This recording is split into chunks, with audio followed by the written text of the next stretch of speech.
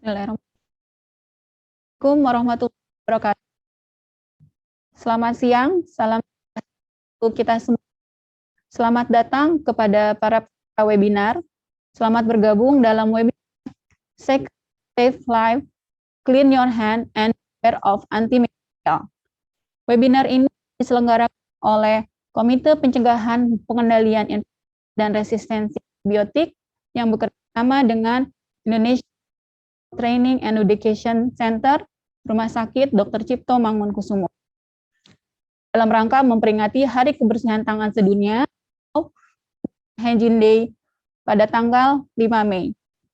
Adapun tema World Hand Hygiene Day pada 13 adalah Save Life, Clean Your at the Point of Care. Kampanye Hand Hygiene tahun ini bertujuan untuk mencapai menjadi efektif pada point of setiap yang ada di pelayanan, mulai dari kebijakan seluruh kesehatan, infection, keluarga, dan yang mungkin dalam konteks ini seluruh ya. Mohon maaf Bapak Ibu sekalian, ada sedikit gangguan teknis, suaranya agak sedikit terputus-putus. Akan saya mulai lagi. Baiklah, bersama kami telah hadir Direktur Pelayanan Medik Keperawatan dan Penunjang Rumah Sakit Dr. Cipto Mangunkusumo, Dr. Sumaryono, Spesialis Penyakit Dalam, Konsultan Rheumatologi, Master of Public Health, yang sedianya nanti akan memberikan sambutan sekaligus pembukaan webinar.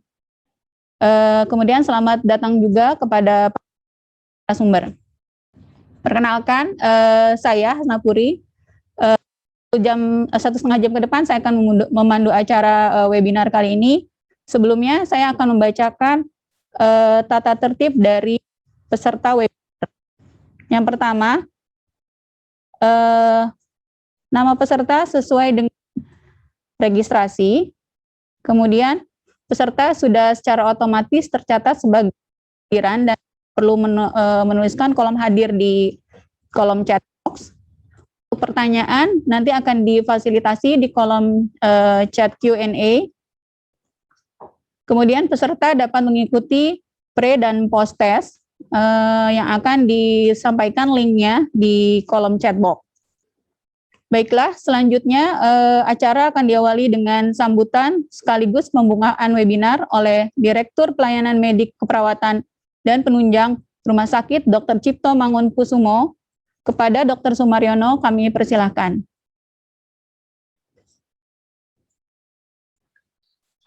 Terima kasih. Assalamualaikum warahmatullahi wabarakatuh.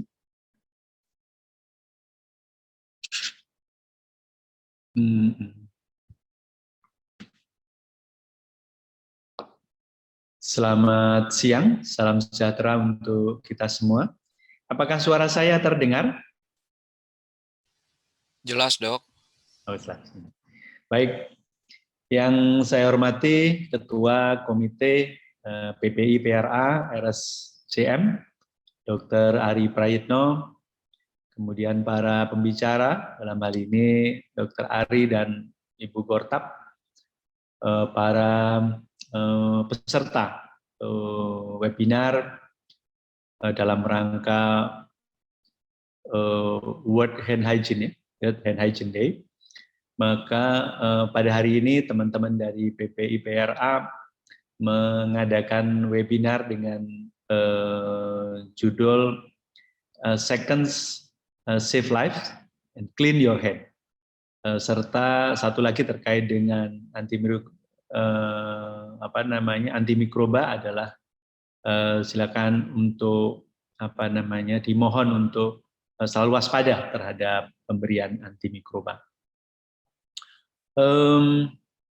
Pada hari ini teman-teman semua, dengan dua topik tersebut ada beberapa hal yang ingin saya sampaikan. Yang pertama bahwa pencegahan dan pengendalian infeksi serta pengendalian resistensi antimikroba itu merupakan bagian yang amat penting di dalam pengelolaan fasilitas kesehatan, khususnya untuk rumah sakit ini. Kalau kita melihat data di rumah sakit kita ini bahwa angka kematian akibat sepsis itu menduduki tempat yang paling tinggi.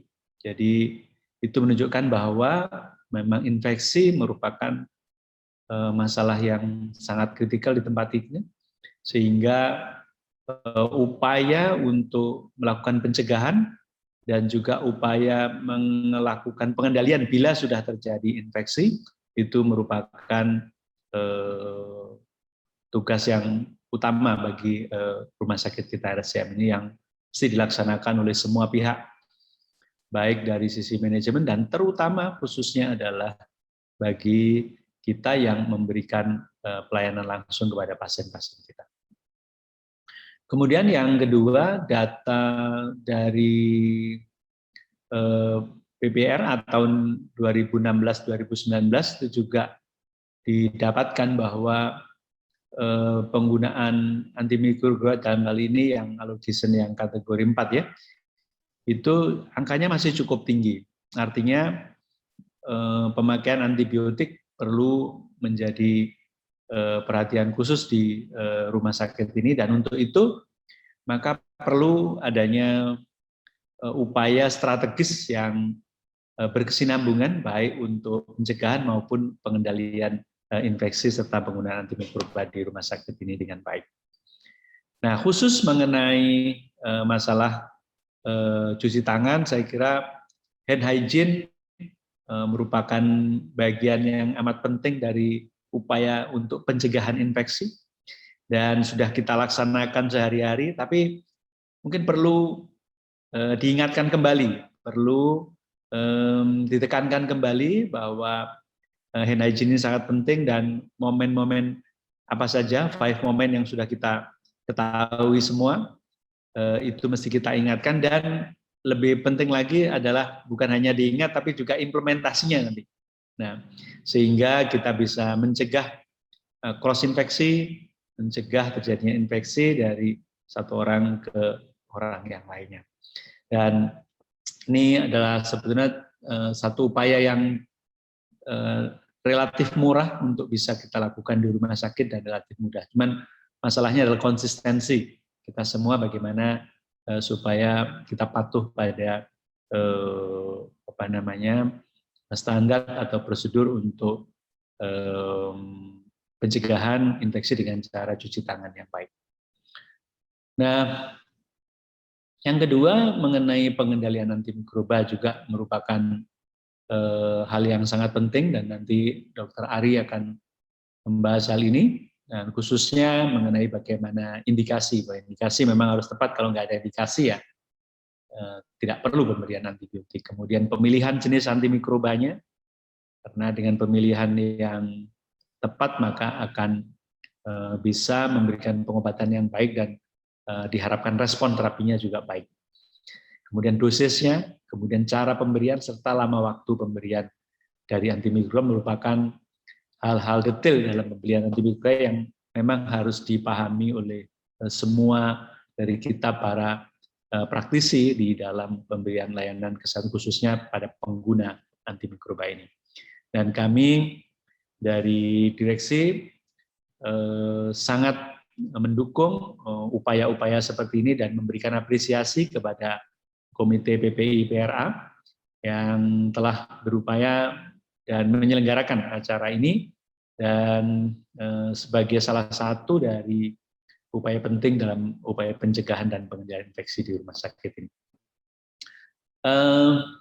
Sudah barang tentu ini bukan satu-satunya upaya, Mas, banyak juga upaya yang lainnya yang harus diupayakan secara terkoordinasi, berkolaborasi, dan sinkron, dan diupayakan secara bersama-sama sehingga upaya ini bisa berhasil baik di RSCM. Saya ucapkan terima kasih kepada panitia, juga by ICTech yang sudah memfasilitasi kegiatan ini, dan saya ucapkan selamat mengikuti webinar ini, dan semoga apa yang kita laksanakan ini akan memberi manfaat buat kita, dan juga yang lebih penting lagi adalah manfaat buat pasien-pasien kita, sehingga mereka bisa terjaga atau tercegah terhadap terjadinya infeksi, dan bila terjadi infeksi bisa kelola dengan baik dan memberikan hasil yang baik pula.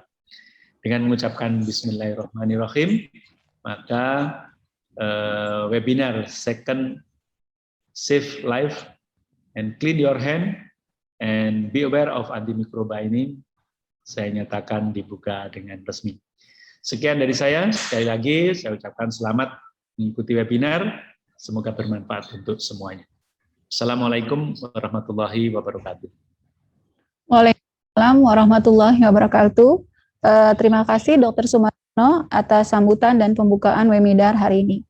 Baiklah, menginjak ke acara utama yakni webinar dengan dua topik yang menarik.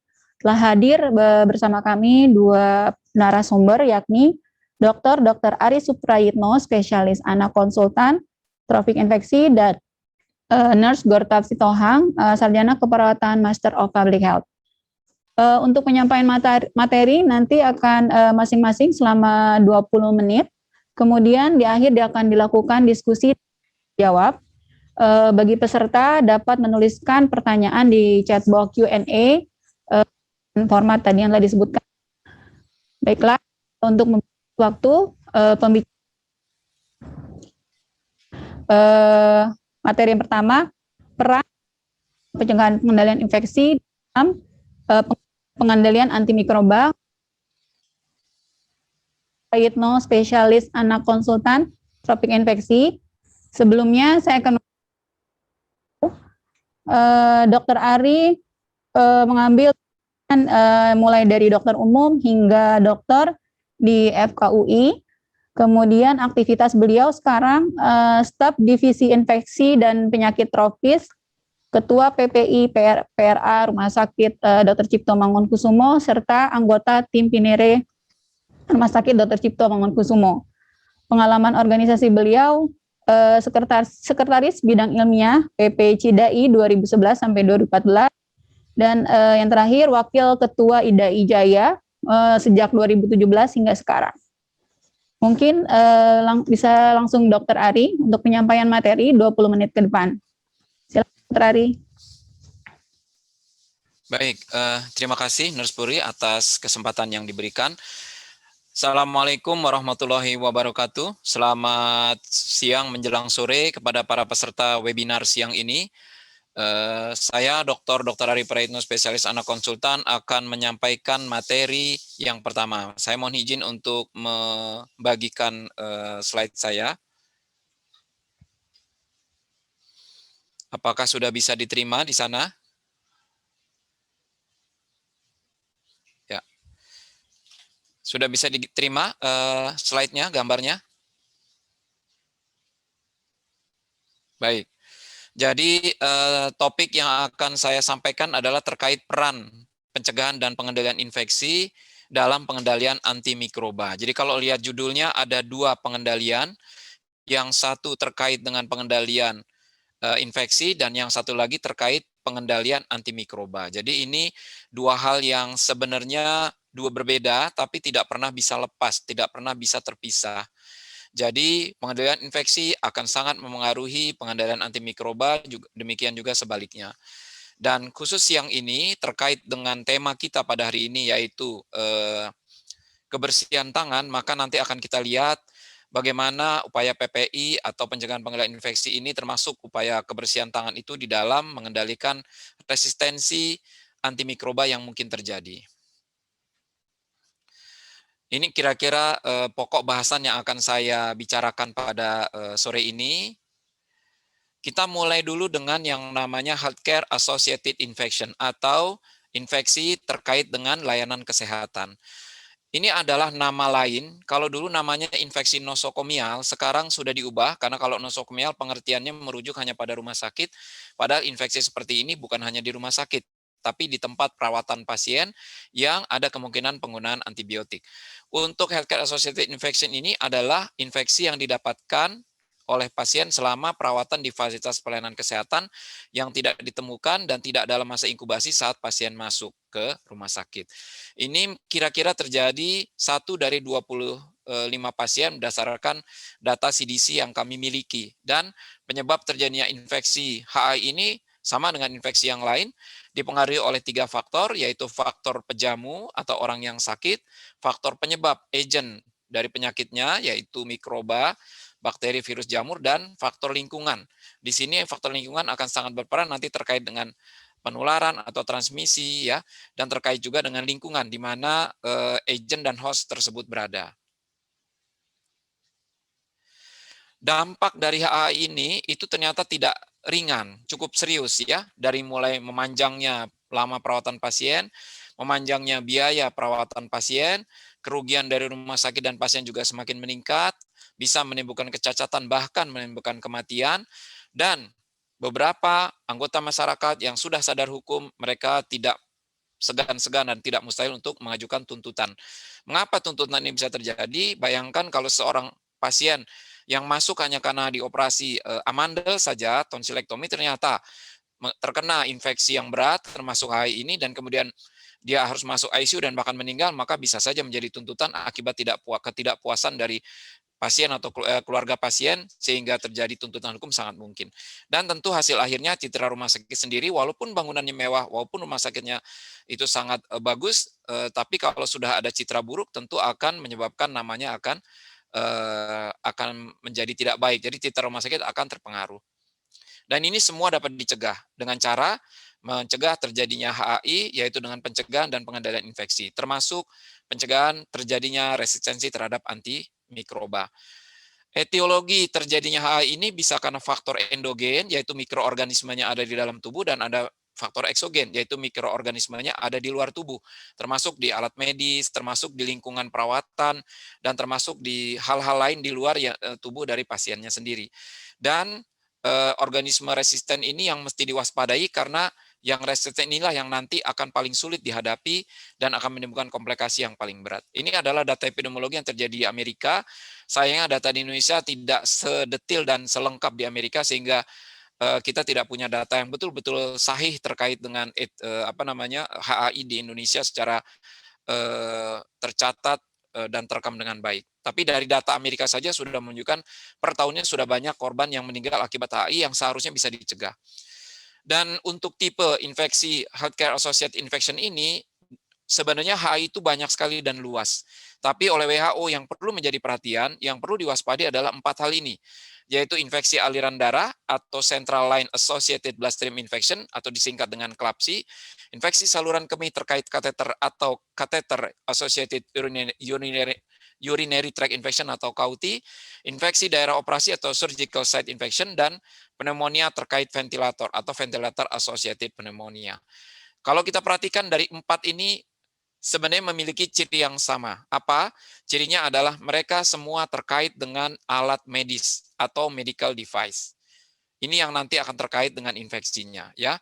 Jadi alat medical device yang bersifat invasif ini ternyata akan makin memperberat, akan makin menghasilkan infeksi yang juga tidak ringan. Inilah yang barangkali kita harus pahami bahwa infeksi yang menggunakan medical device dengan infeksi yang tanpa menggunakan medical device ini akan sangat berbeda. Perjalanan penyakitnya berbeda, prognosisnya berbeda, komplikasinya juga berbeda. Nah, alat medical device ini merupakan media transmisi mikroorganisme eksogen ke dalam tubuh. Jadi bayangkan kalau tubuh yang tadinya utuh kemudian dipasangkan alat, misalkan selang infus, atau dipasangkan alat ventilator misalkan ke saluran pernapasan bagian bawah, maka pada dasarnya alat tersebut akan memfasilitasi mikroorganisme dari luar tubuh untuk masuk ke dalam tubuh tanpa harus melalui sistem kekebalan tubuh yang biasa, dari mulai kulit, ya, jaringan, kemudian saluran cerna, darah, dan seterusnya. Artinya kita memberikan fasilitas jalan tol untuk langsung dari luar masuk ke dalam. Ya, padahal sebenarnya niat kita memasang alat medis adalah untuk membantu mengobati pasien. Tapi di sisi lain, seperti sebuah sisi mata uang, dia juga membawa dampak atau efek yang kita mesti waspadai, ya, karena kita akan membuka jalan dari luar untuk masuk lebih cepat, ya. Dan yang paling berbahaya adalah kalau terjadi yang namanya lapisan biofilm. Ya, lapisan biofilm ini dulunya tidak disadari oleh para ahli, tapi sekarang sudah banyak bukti-bukti bahwa lapisan biofilm inilah yang menjadi biang kerok yang menjadi penyebab terjadinya HAI yang sulit untuk diobati dan menyebabkan kematian. Jadi kalau ini adalah suatu pemasangan infus yang dilakukan pada kulit pasien untuk menembus ke pembuluh darah vena, maka selang infus yang berasal dari luar yang nanti dihubungkan dengan infus set ya, ini akan masuk ke dalam tubuh di permukaan, masuk ke dalam dan kemudian masuk ke pembuluh darah. Dia akan menembus dua lapisan, satu lapisan kulit dan satu lagi adalah lapisan pembuluh darah. Makin ke dalam lapisannya, maka resiko infeksinya akan makin besar. Sedangkan sistem pertahanan dibuat sedemikian rupa dari mulai kulit sampai ke bawah. Jadi pada dasarnya selain memasukkan cairan dan obat, dia juga akan memasukkan mikroorganisme lebih mudah ke bagian dalam tubuh. Nah, untuk biofilm sendiri ini didefinisikan sebagai kelompok mikroorganisme terorganisir yang hidup di dalam suatu matriks polimer yang diproduksi sendiri oleh si bakteri atau mikroorganisme, bukan hanya bakteri ya maaf, mikroorganisme. Dan di sini sifatnya bisa homogen atau heterogen. Dia akan terbentuk matriks zat polimer ekstraseluler yang disebut dengan EPS, extracellular polymeric substance. Ini sudah terkenal di dunia publikasi untuk biofilm ya. Dan masalahnya IPS ini dia akan melapisi semua medical device yang ada, termasuk kateter, termasuk alat-alat yang ventilator atau alat-alat medis lainnya yang masuk ke dalam tubuh. Dan dia bisa menghambat difusi dari obat. Jadi kalau kita berikan antibiotika dosis tinggi, mungkin yang masuk ke jaringan melalui medical device yang sudah terlapisi oleh biofilm ini hanya sepersekiannya saja. Ya, itu yang sangat ini. Dan menurut Vasudevan di dalam penelitiannya pada tahun 2014, bakteri yang menghasilkan biofilm ini berhubungan dengan resistensi antibiotik yang terjadi. Dan komposisi dari IPS ini terdiri dari polisakarida, tetapi biomolekuler lain seperti protein, lipid, dan asam juga ada. Jadi cukup kompleks susunannya ya. Ini adalah gambaran matriks polimer ya yang terjadi di permukaan dari medical device. Dia membentuk jaringan seperti ini ya. Bakterinya menghasilkan jaringan dan ini saling berikatan satu dengan lain. Dan ini akan melapisi persis seperti sebuah pipa yang dilapisi oleh selubung. Nah, selubung itulah dianggap sebagai biofilm yang menghambat penetrasi dari obat termasuk antimikroba. Ini adalah pembentukan biofilmnya dari pertama perlekatan beberapa unsur atau bagian dari matriks, kemudian terjadi perlekatan yang bersifat permanen, tidak bisa lepas-lepas lagi, terjadi pematangan tahap 1, pematangan tahap 2, dan terjadi dispersi atau sebagian lepas. Ini akan membentuk lapisan biofilm di tempat yang lain yang di sekitar medical device tersebut. Ini kira-kira kronologis terjadinya pembentukan biofilm. Nah, kita memahami tentu di rumah sakit akan sangat banyak sekali pasien yang tentu memerlukan atau membutuhkan alat medical device ya, di mana alat medical device ini sekali lagi dia akan membentuk lapisan biofilm dan device ini termasuk diantaranya alat pacu jantung, dialisis, prostetik ya, kateter vena, kateter urin dan lain sebagainya.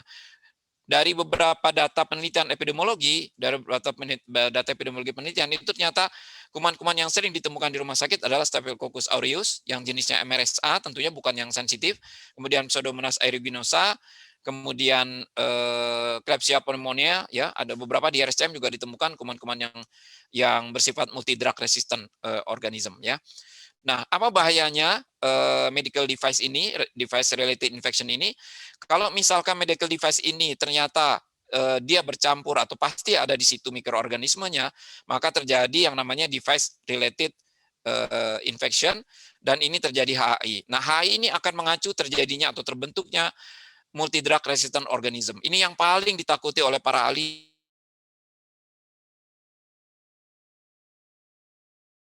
Akan atau kultur itu akan menghasilkan sebagian besar mikroorganisme yang ditemukan di dalam kultur tersebut, dia sebagian besar resisten dengan semua jenis antibiotik. Padahal antibiotik sendiri pertumbuhannya sekarang pertambahannya terbatas dan hampir nyaris tidak ada antibiotik baru di era-era modern ini ya.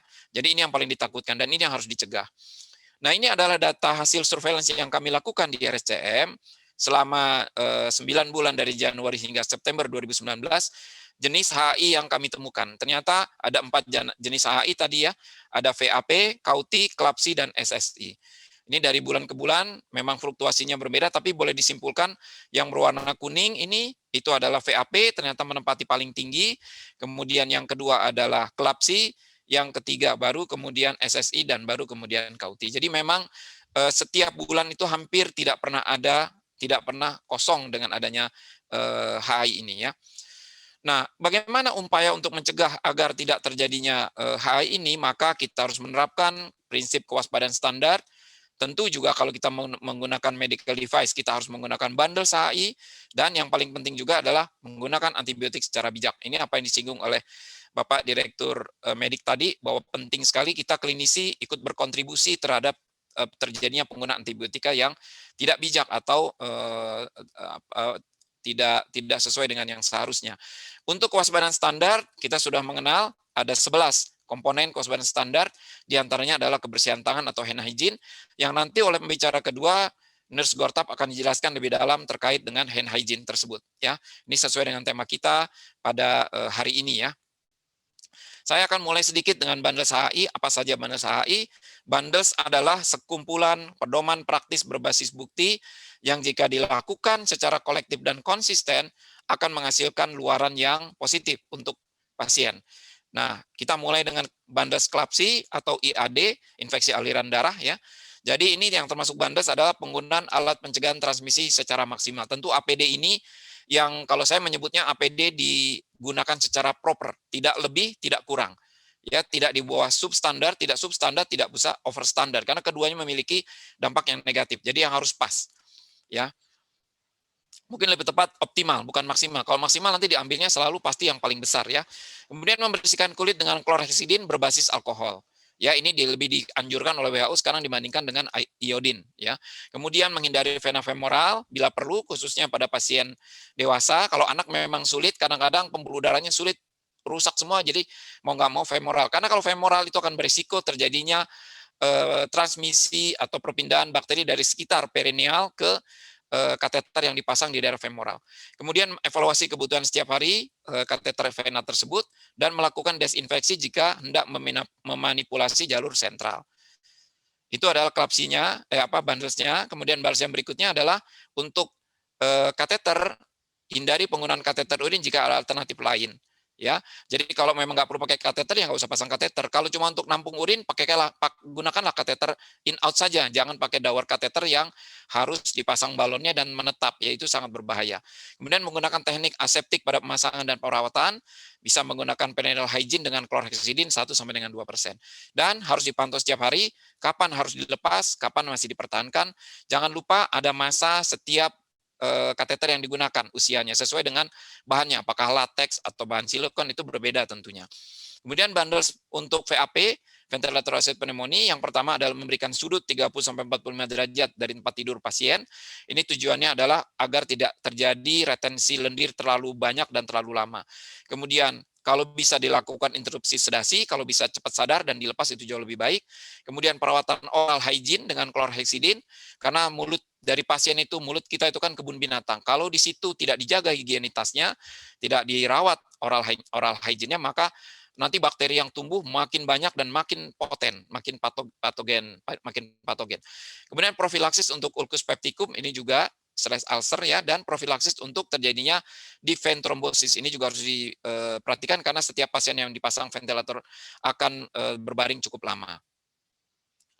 Ini adalah bundles SSI, jadi untuk mereka yang akan dilakukan tindakan operasi, terutama operasi kategori luka kotor atau luka bersih terkontaminasi, diberikan profilaksis 30-60 menit sebelum insisi, kalau perlu dimandikan dengan sabun antiseptik 1 malam sebelum pembedahan, menghindari pencukuran permukaan kulit yang bukan area operasi, kemudian desinfeksi kulit pasien dengan desinfeksi berbasis alkohol, mempertahankan kadar gula darah intraoperatif ya kalau bisa di bawah 200, kemudian menjaga pasien dalam kondisi normotermia karena suhu yang abnormal juga sangat mempengaruhi risiko terjadinya infeksi di sekitar luka operasi dan meningkatkan fraksi oksigen yang diinspirasi pada saat operasi. Izin Dokter Ari. Ya. Mohon maaf mungkin bisa agak terlalu cepat, mungkin bisa dikurangi sedikit. Baik. Ya, terima kasih Dok. Baik, yang berikutnya saya akan menyinggung secara ilmiah peran hand hygiene dalam pengendalian antimikroba. Ya, jadi untuk pada World Antibiotic Awareness Week pada tahun 2017 yang lalu dikampanyekan Save Lives, Clean Your Hands, dan sekarang adalah Second Save Lives. Jadi memang Sejak tahun 2017 disadari bahwa justru dengan melakukan kebersihan tangan kita menyelamatkan banyak nyawa, ya. Dan slogannya waktu itu adalah fight antibiotic resistance is in your hand. Jadi keberhasilan penanganan resistensi terhadap antibiotik itu ada di tangan Anda. Tangan Anda itu artinya tanggung jawabnya kita sebagai tenaga medis, tapi juga ada di tangan kita, di mana tangan kita itu menjadi media penularan dari kuman-kuman yang nantinya akan resisten terhadap obat antimikroba yang kita berikan. Disinilah peran hand hygiene itu sangat penting, di mana hand hygiene harus dilakukan secara proper, secara tepat. Sekali lagi, tidak substandar, atau tidak di bawah standar dan tidak boleh melebihi dari standar, ya. Dan salah satu kunci penting dari pengendalian infeksi adalah pengendalian antimicrobial resistant atau resistensi antimikrobial. Nah, ini adalah penelitian yang sangat bagus sekali ya, yang dilakukan pada tahun 2012, sudah cukup lama memang, sekitar 9 tahun yang lalu, tapi saya kira masih cukup relevan dengan topik yang kita bicarakan siang ini. Agatha dan kawan-kawan melakukan suatu penelitian bagaimana peran PPI terhadap risiko terjadinya infeksi kuman yang multidrug resistant. Ya, di sini variabel yang diukur adalah kebiasaan cuci tangan, kemudian penggunaan APD untuk waspadaan kontak, kemudian jumlah pasien yang dirawat di rumah sakit, lama perawatan, dan pajanan terhadap antimikrobanya sendiri. Ya, di sini variabelnya dihitung, diamatin dari satu waktu ke waktu yang lain, dan dari sini didapatkan dihitung bagaimana prevalensi kolonisasi dengan melakukan swab di beberapa tempat ya, dan juga menentukan mengidentifikasi bakteri apa saja yang tergolong multidrug resistant organism atau MDRO. Nah, ternyata dari kebiasaan tangan sendiri kalau dilakukan kepatuhannya ditingkatkan dari hanya 60% menjadi 80% dari tenaga medis yang ada di rumah sakit tersebut atau di suatu pelayanan kesehatan, ternyata prevalensi kolonisasi kumannya sendiri menurun 12%. Ya, dan kalau untuk infeksi MDRO 8%. Walaupun kelihatannya kecil, tapi ini sudah sangat menyumbang terjadinya infeksi MDRO yang sulit diobati dan menyebabkan kematian. Begitu juga kalau ditingkatkan dari 80% sampai dengan 100%. Ya, saya kira kalau 100% mungkin too good to be true ya, terlalu bagus, tapi paling tidak 80% saja itu sudah, apalagi 85% itu sudah baik ya, sudah bisa menurunkan banyak prevalensi dan infeksi. Sekali lagi, infeksi MDRO tidak akan mungkin terjadi kalau tidak ada kolonisasinya. Jadi kolonisasinya harus dibuang dulu. Sebagai contoh, kolonisasi MRSA, methicillin resistant Staphylococcus aureus, itu akan mendorong terjadinya infeksi MRSA. Jadi kalau ada infeksi MRSA, dibalik harus dicari kolonisasinya ada di siapa. Apakah cuma di pasien, apakah ada di lingkungan, apakah ada di tangan tenaga kesehatan. Begitu juga kewaspadaan kontak menggunakan APD dengan meningkat kepatuhannya, maka prevalensi kolonisasi dan infeksi MDRO-nya juga menurun. Ini berlaku juga untuk semua, termasuk pajanan antimikroba. Jadi kalau pasien sama sekali tidak menggunakan antimikroba, maka prevalensi kolonisasinya itu bisa ditekan serendah mungkin, yaitu 22%. Tapi kalau 100% semua pasien dirawat di satu ruangan misalkan, itu semua menggunakan antimikroba, maka prevalensi dan infeksi MDRO-nya akan meningkat secara drastis. Ini kira-kira isi dari penelitian yang disampaikan oleh Agatha. Demikian penelitian-penelitian lain juga sejalan oleh Kam dan kawan-kawan pada tahun 2009, ternyata dengan meningkatkan kepatuhan hand hygiene dan penggunaan hand rub berbasis alkohol saja, ya, itu ternyata bisa menurunkan infeksi nosokomial, waktu itu tahun 2009 masih dinamakan infeksi nosokomial, sebesar 40%. Ini bukan lumayan lagi, tapi cukup besar ya. Sedangkan Salama dan kawan-kawan, mereka melakukan intervensi hand hygiene ini bukan hanya melakukan hand hygiene, tapi edukasi, kemudian mengajarkan tekniknya, kemudian menggunakan media poster, kemudian menggunakan group discussion, ya. Dan ternyata dinilai berdasarkan hasil penilaian, kalau KLAPSI itu ternyata per 1000 penggunaan central line hari, itu bisa menurun dari 18,6 menjadi 3,4. Ya, kejadiannya. Demikian VAP juga menurun dari 17,6 menjadi 5,2. Sangat drastis, lebih kecil dari 0,001, jadi sangat bermakna. Secara overall, HAI bisa diturunkan dari 37,2 menjadi 15,1. Hanya dengan satu komponen hand hygiene, yaitu hanya ada satu komponen dari kewaspadaan standar, yaitu hand hygiene ya. Ini sangat bermakna sekali. Nah, bagaimana dengan pengendalian MDRO terkait dengan pengendalian transmisi ya? Ini juga mungkin penting, aspek ketiga yang saya ingin sampaikan bahwa PPI pun ternyata berperan dalam pengendalian MDRO. Nah, ini ada beberapa statement dari CDC sendiri, data-data yang dikumpulkan CDC dari beberapa negara di dunia, bahwa ternyata di beberapa negara seperti di Belanda, Belgia, Denmark, Skandinavia, itu setelah dilakukan kewaspadaan kontak dengan kontinuitas dan kepatuhan yang baik, maka transmisi MRSA-nya menurun. Ya, jadi kalau transmisi menurun, tentu kolonisasi menurun dan infeksi akan menurun. Demikian juga penelitian di Iowa, Nebraska, Dakota Selatan, setelah pelaksanaan PPI termasuk isolasi dan pengawasan kultur, transmisi VRE-nya, vancomycin resistant enterokoki, ya, itu menurun dari 2,2 menjadi 0,5.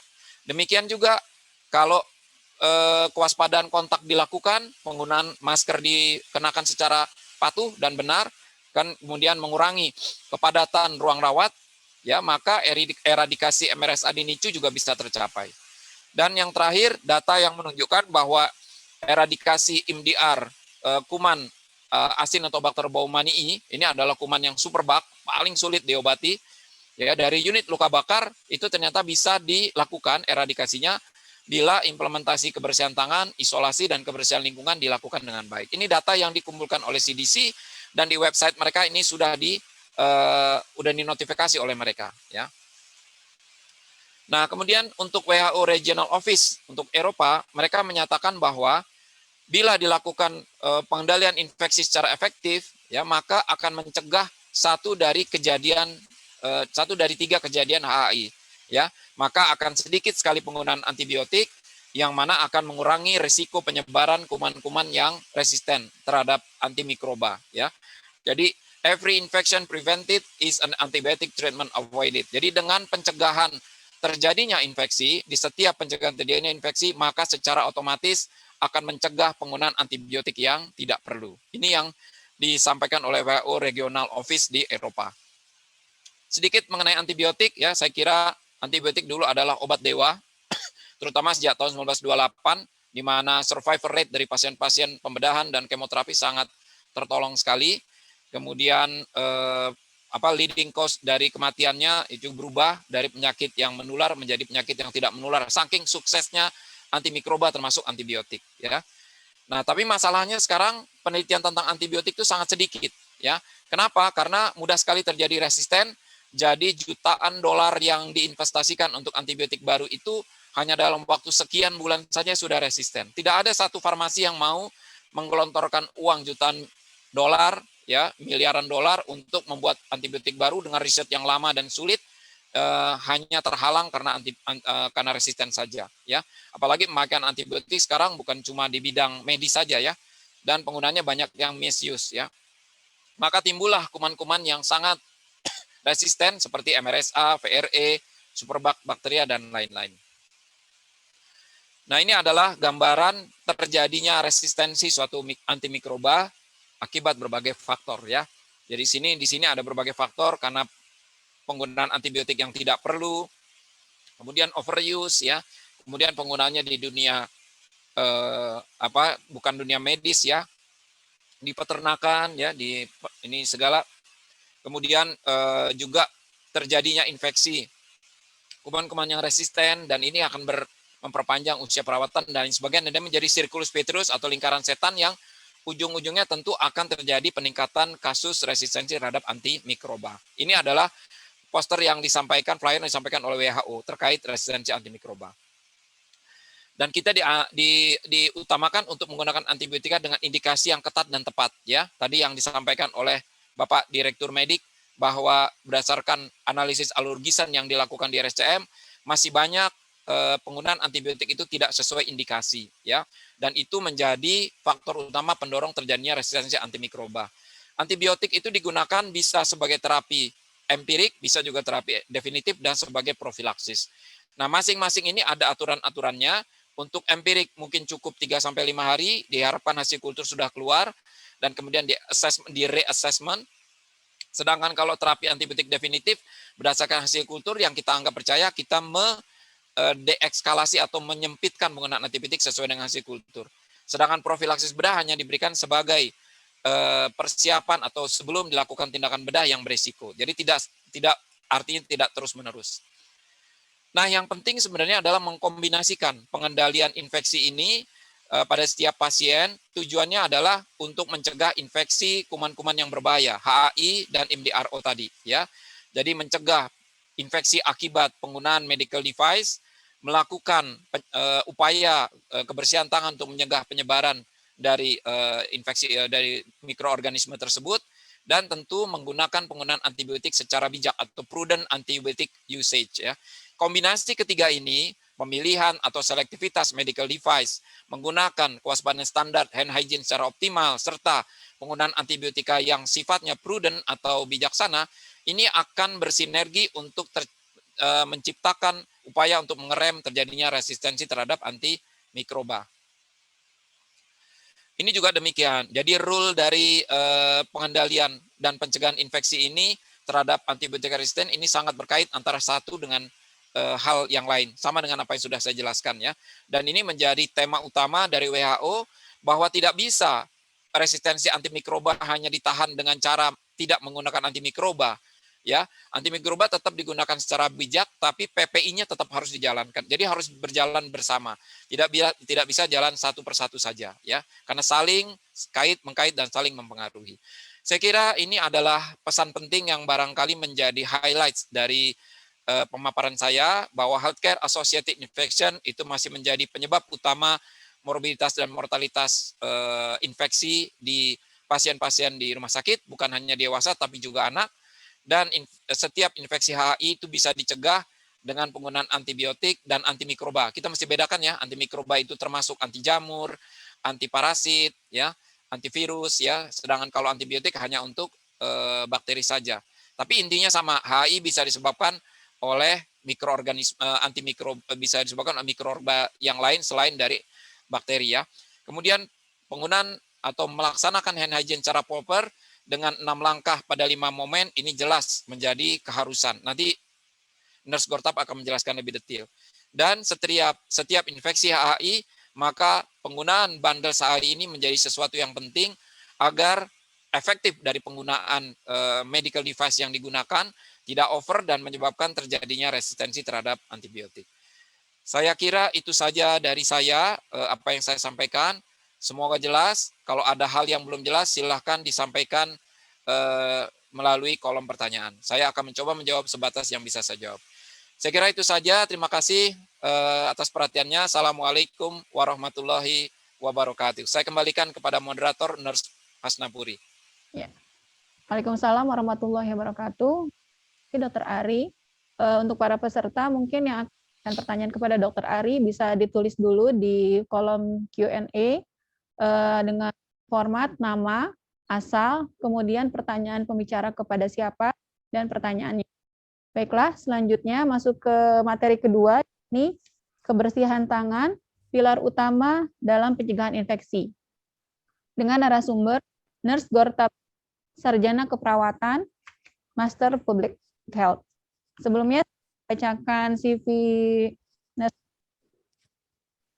beliau menamatkan pendidikannya, pendidikan akademik keperawatan di Kementerian Kesehatan Jalan Kimia 17, kemudian melanjutkan sarjana keperawatan di Universitas Indonesia, dan gelar masternya di Universitas Gajah Mada, yakni manajemen rumah sakit. Untuk kegiatan, beliau merupakan sekretaris komite PPI PRA. Beliau infection mulai dari tahun 2007 hingga sekarang. Untuk kegiatan selanjutnya, beliau merupakan tim Pokja PPI Nasional Kemenkes Republik Indonesia, pengurus Perdalin Pusat bagian organisasi dari tahun 2019-2022, dan untuk pengalaman selanjutnya adalah keperawatan, IKARS, dan narasumber di berbagai pelatihan pencegahan dan pengendalian infeksi, salah satunya di Persi. Baiklah, untuk persingkat waktu kepada Nurse Gortap, kami persilahkan. Terima kasih, Narspori. Apakah suara saya terdengar? Terdengar, Bu. Ya, baik. Terima kasih, selamat sore, salam sejahtera bagi kita semua. Yang saya hormati Direktur Medik dan Keperawatan Dr. Sumaryono, spesialis penyakit dalam. Yang saya hormati Ketua Komite PPI PPRA Dr. Ari Prayitno, spesialis anak konsultan. Dan Bapak Ibu semua yang saya hormati, seluruh peserta webinar dalam rangka memperingati Hari Kebersihan Tangan Sedunia. Hari ini kita sangat bersyukur sekali kita dalam kondisi sehat, sehingga kita bisa bertemu walaupun tidak secara langsung tetapi lewat media sosial.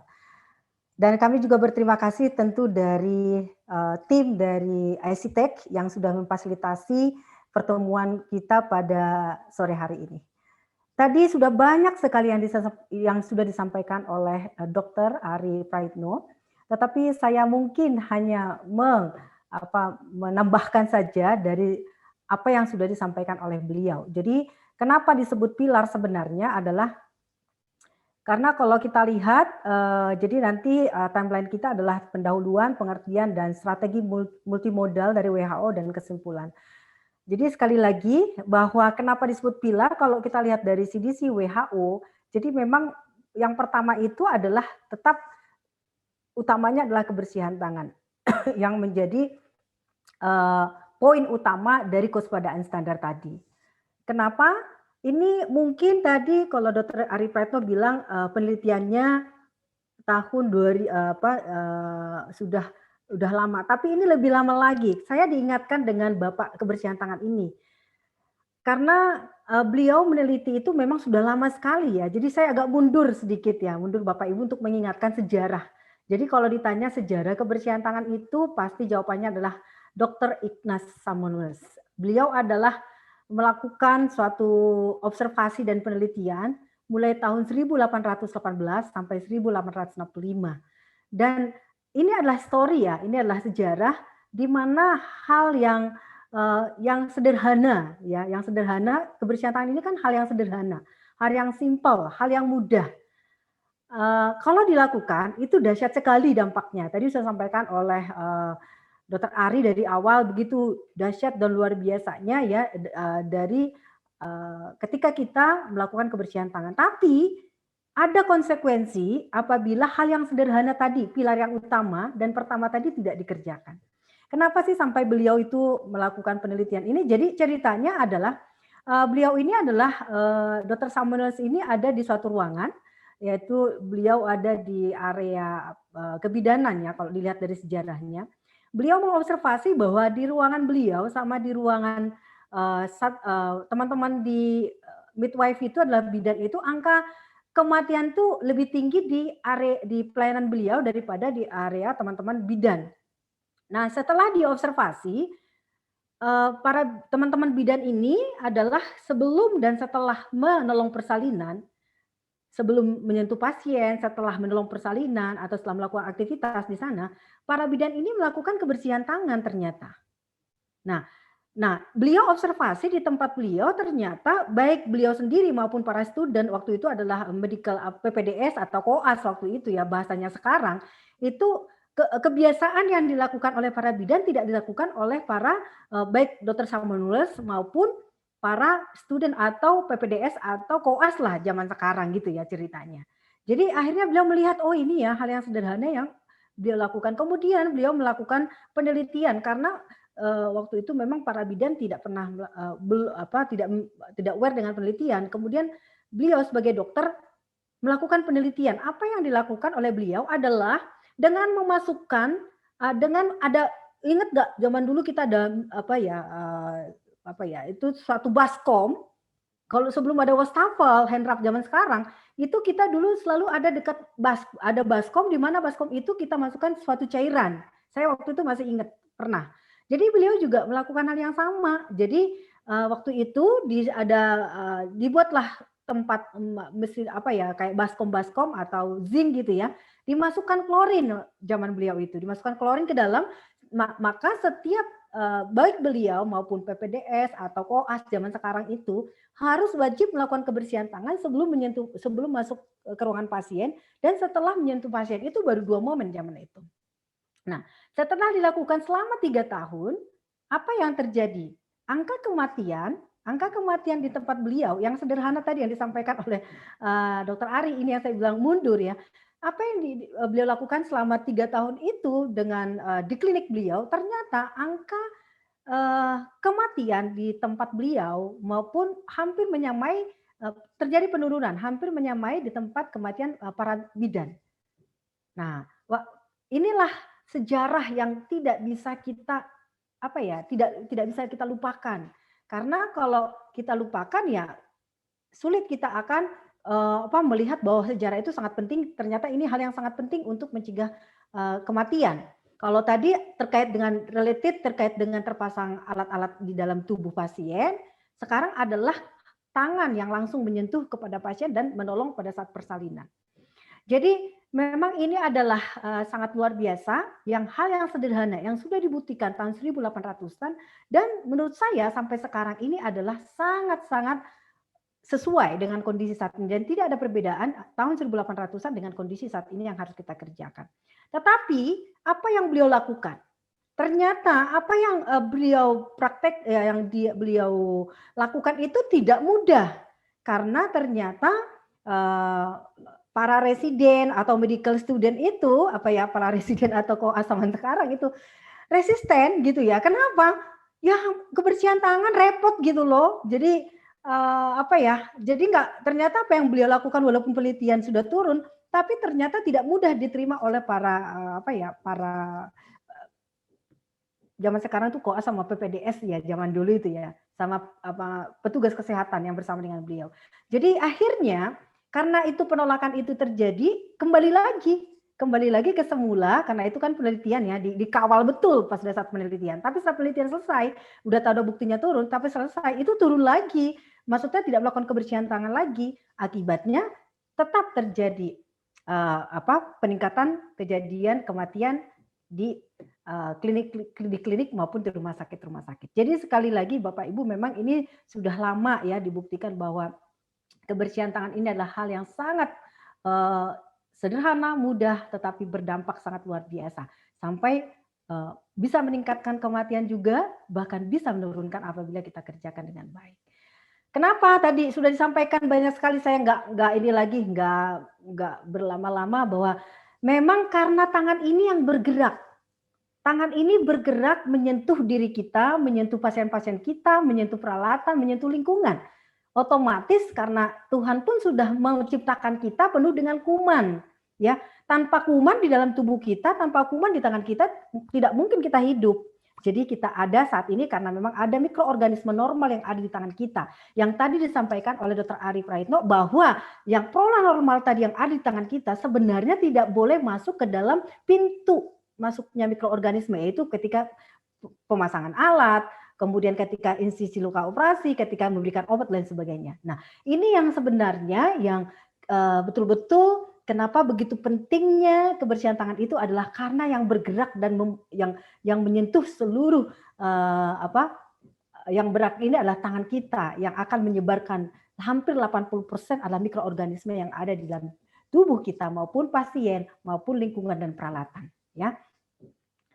Kemudian ini juga WHO sudah menyampaikan, setiap tahun WHO menyampaikan champion mengatakan begitu pentingnya kebersihan tangan ini, begitu sangat pentingnya ya, karena dari awal dikatakan bahwa kebersihan tangan itu sampai 7%, 50% itu kebersihan tangan ini menjadi sangat rendah.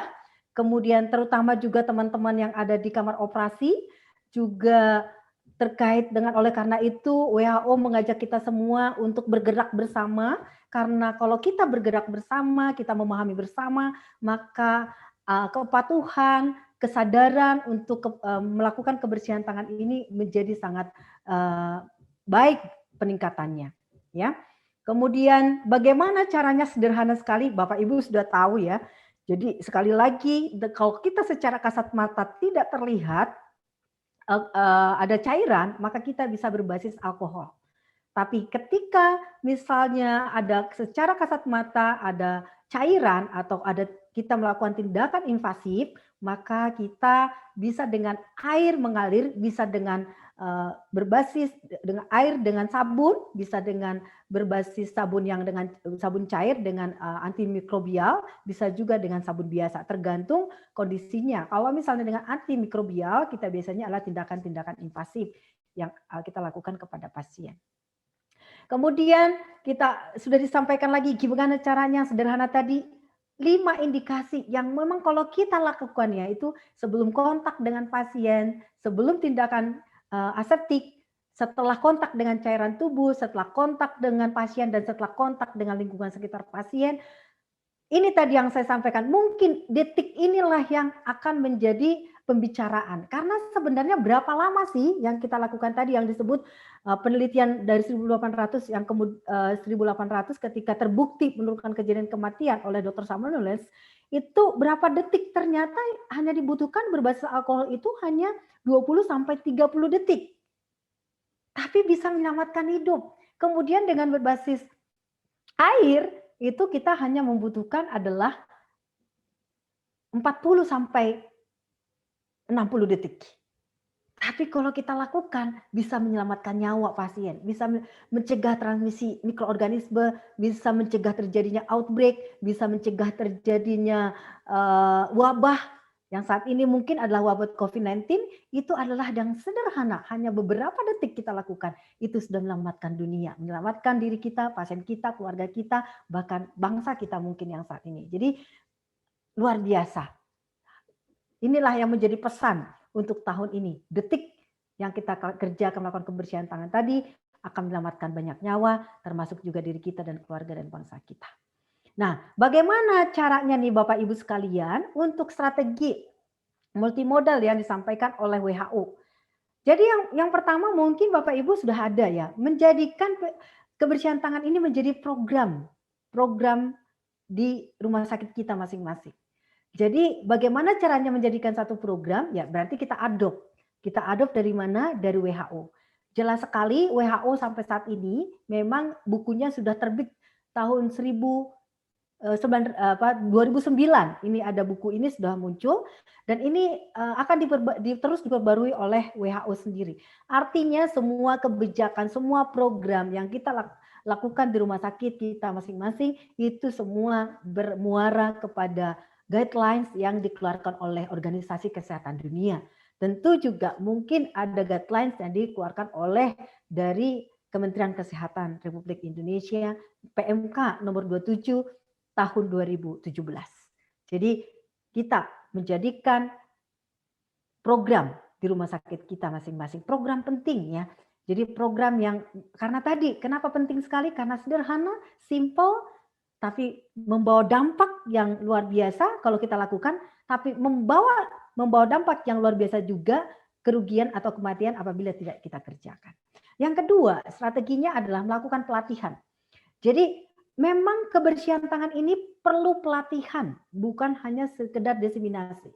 Saya dengan teman-teman, mungkin teman-teman yang di perinatologi, jadi kita ada namanya pelatihan khusus dan juga dari PPI, PPRA, kami juga mengadop bahwa tidak sekedar, tapi kita melatih orang sampai dia memahami betul bagaimana mulai dari pemahaman individual sampai dengan auditnya, sampai juga sampai pengetahuan dan sampai petugas itu paham bahwa proses kebersihan tangan yang dimaksudkan tadi di dalam buku guidelines dari WHO itu betul-betul dipahami oleh seluruh staf yang ada di rumah sakit.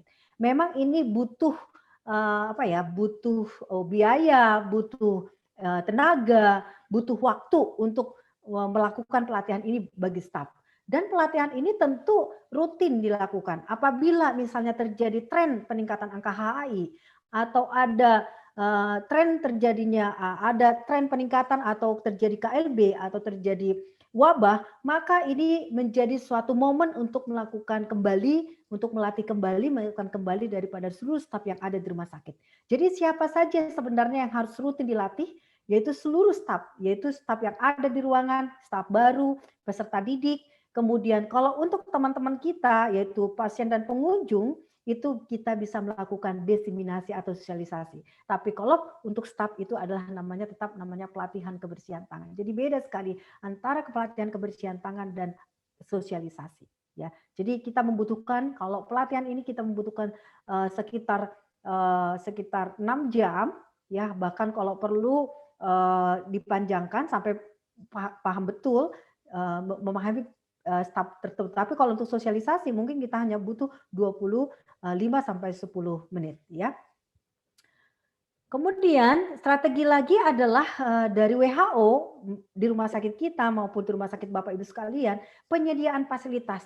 Tentu tidak mungkin staf itu mau melakukan kebersihan tangan. Mereka selalu bilang, wah saya tidak melakukan kebersihan tangan. Karena apa? Jadi meningkatkan kesadaran staf kita itu adalah menyediakan fasilitas, terutama apa? Mungkin wastafel, gagang panjang, atau itu boleh sensor, karena sensor itu mengurangi juga jumlah air yang terbuang dan juga mengurangi kontaminasi. Gagang panjang adalah untuk meminimalisasi sentuhan kepada wastafel ketika kita sudah melakukan kebersihan tangan. Kemudian tentu kita juga harus rajin melakukan pembersihan wastafel tersebut dengan rutin. Kenapa? Karena ada penelitian-penelitian menyebutkan bahwa wastafel yang dekat dengan tempat tidur atau inkubator itu angka kejadiannya lebih sering dibandingkan dengan wastafel yang jauh daripada tempat tidur. Ternyata penyebabnya adalah wastafel yang tidak rajin dibersihkan, maka mikroorganisme normal yang ada di wastafel itu kalau dibersihkan akan refleks kembali, akan terpercik kembali kepada tangan kita yang memang sebenarnya sudah kita bersihkan dengan sabun, tapi ketika kita flushing kembali, kita bersihkan kembali, air yang membersihkan tangan kita itu akan menyiprat ke tangan kita. Padahal wastafel itu tidak pernah dibersihkan dengan rutin, minimal dengan klorin misalnya dengan 5.000 ppm minimal adalah 1 kali sehari, kalau yang paling bagus adalah setiap shift. Jadi wastafel ini juga akan menjadi perhatian, ya, menjadi sumber mikroorganisme apabila tidak di-maintenance dengan baik. Kemudian sabun cair dan sabun antimikroba. Ini kalau antimikroba tentu di OK dan juga di intensive care, di ruang tindakan. Kemudian hand rub yang selalu kita ini adalah yang bisa meningkatkan kepatuhan adalah hand rub kita tempatkan di pintu masuk, di troli, di setiap nurse station, tempat tidur kalau memungkinkan, kemudian di pintu masuk lift, kemudian poster petunjuk kebersihan tangan, tempat sampah tertutup untuk membuang tisu dan juga tisu harus tersedia. Kemudian kenapa ada fasilitas CCTV, ya? Jadi CCTV ini sebenarnya adalah fasilitas tambahan. Karena kalau misalnya kita melakukan audit, nanti yang paling baik itu adalah kita lebih baik dengan menggunakan CCTV. Artinya kalau misalnya ada suatu misalnya ada feedback kembali atau misalnya dari yang kita audit itu ada permasalahan, kita bisa membuka kembali rekamannya dan kita bisa buktikan kepada staf kita yang kita lakukan audit. Dan juga ini ada beberapa penelitian ternyata dengan menggunakan CCTV itu angka kepatuhan itu lebih meningkat dibandingkan tanpa CCTV. Karena kenapa? Karena ketika CCTV terpasang mereka merasa diobservasi setiap saat dan setiap hari begitu.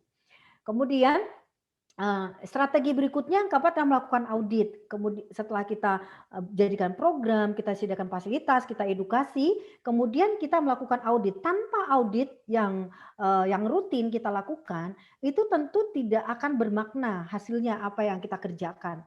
Jadi audit ini penting kalau perlu per personal. Kenapa? Kalau per personal karena kadang-kadang infeksi itu bisa terjadi bukan karena masyarakat ruangan itu tidak melakukan kebersihan tangan. Ada individu yang 2-3 orang yang ketika diedukasi sulit, tapi dia banyak sekali melakukan tindakan langsung kontak dengan pasien. Dan ini sangat berisiko. Nah, individu-individu ini kenapa kita audit per individu tadi? Sehingga nanti ketika kita melakukan pelaporan terhadap hasil, itu kita bisa per individu tadi yang tanda kutip ini agak sulit untuk melakukan kebersihan tangannya. Jadi ini penting sekali untuk kita lakukan audit, baik itu per unit, per individu, dan itu sangat baik untuk meningkatkan kepatuhan daripada kebersihan tangan. Nah, nanti penempatan CCTV itu yang paling penting adalah mengobservasi area-area yang dimana aktivitas tinggi itulah yang terlihat oleh CCTV.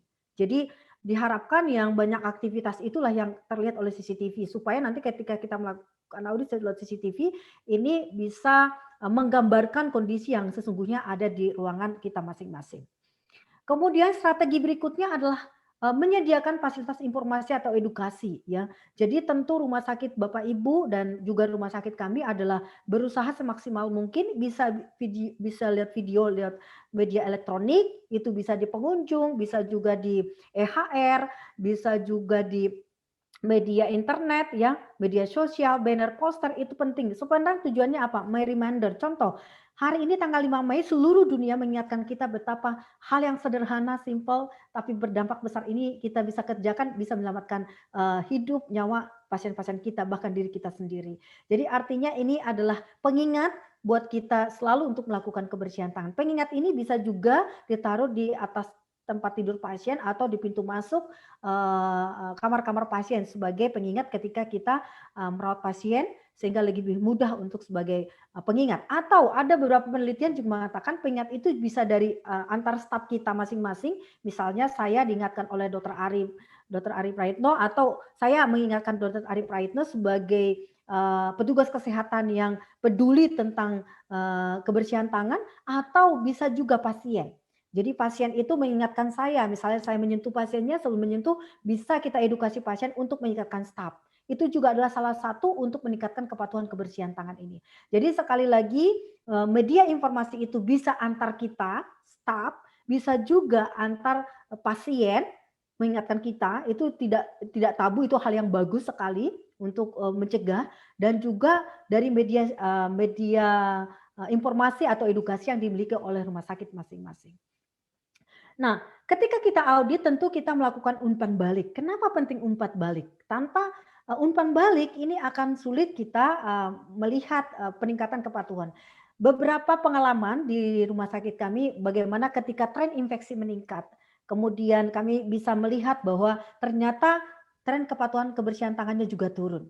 Jadi memang kami kaitkan selama beberapa kali terjadinya peningkatan angka kejadian HAI, outbreak, itu terjadinya karena salah satu yang paling bermakna adalah karena penurunan kepatuhan kebersihan tangan. Di samping yang lain tadi penggunaan antibiotik, juga pembersihan permukaan lingkungan, ya itu juga hal yang paling penting adalah tadi turunnya kepatuhan kebersihan tangan ini. Dan ketika ada peningkatan tiba-tiba, misalnya kepatuhannya mendadak tinggi, nah ini kami melakukan validasi.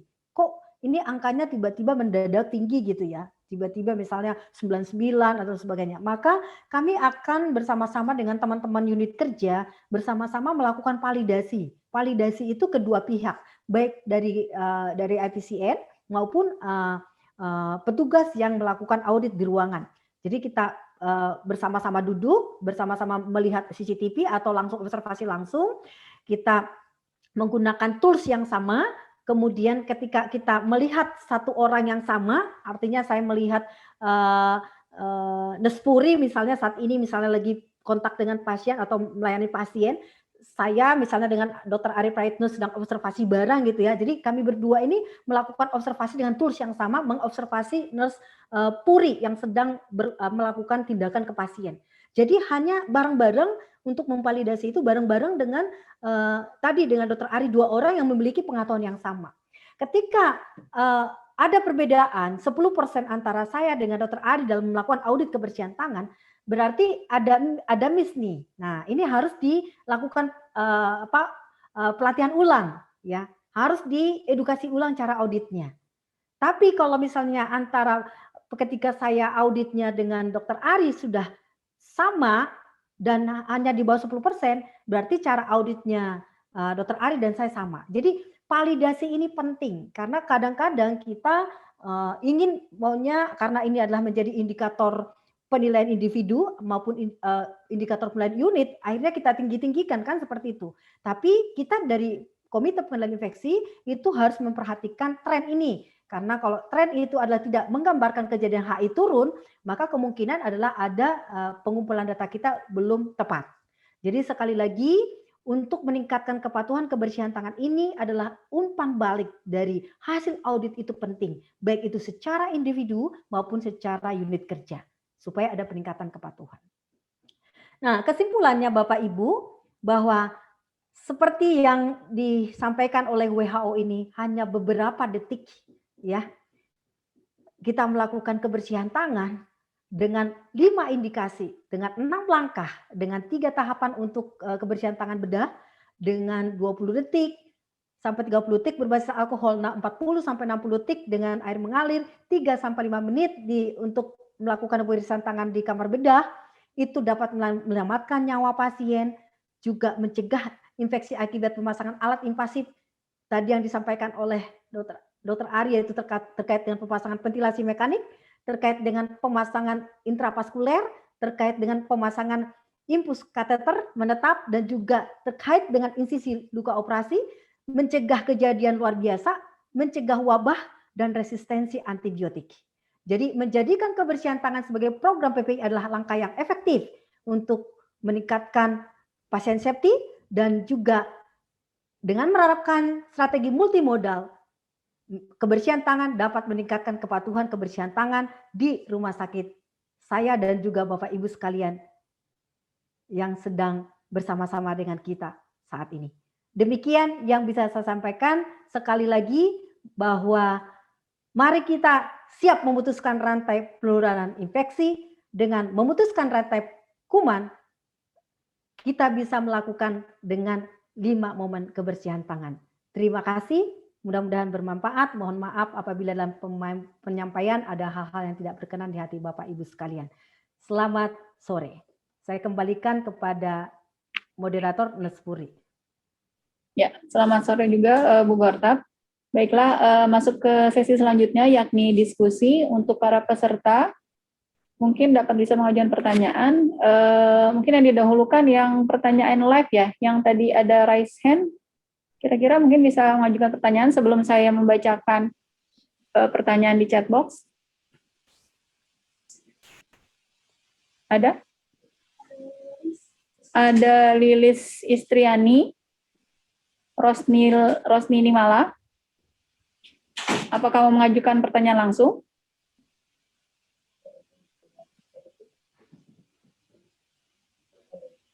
Atau saya bacakan pertanyaan yang di chat box dulu aja ya. Silakan. Baik, pertanyaan yang pertama untuk dari Agus Winarso. Ini pertanyaannya dari YouTube ya, Dok. Untuk Dr. Ari. Pertanyaannya, bagaimana bila sudah terjadi MDRO pada pasien, Dok? Mungkin Ya. Dr. Ari bisa jawab. Ya, sebenarnya sekali lagi target utama sebenarnya adalah mencegah ya. Karena seperti yang kita pahami selama ini, mencegah itu lebih mudah daripada mengobati. Itu benar. Di dalam dunia resistensi antimikroba itu sangat benar sekali. Karena mengobati itu belum tentu berhasil.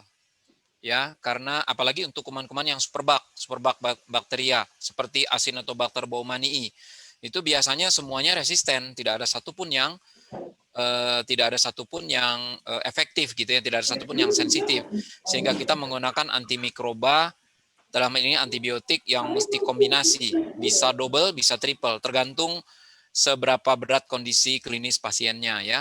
Jadi sekali lagi mengobati itu tidak ada jaminan kesuksesan, dan kemudian kegagalannya atau kekuatan si bakteri dibandingkan dengan antimikroba yang kita gunakan walaupun dikombinasi itu tidak selalu lebih baik dengan antibiotiknya ya.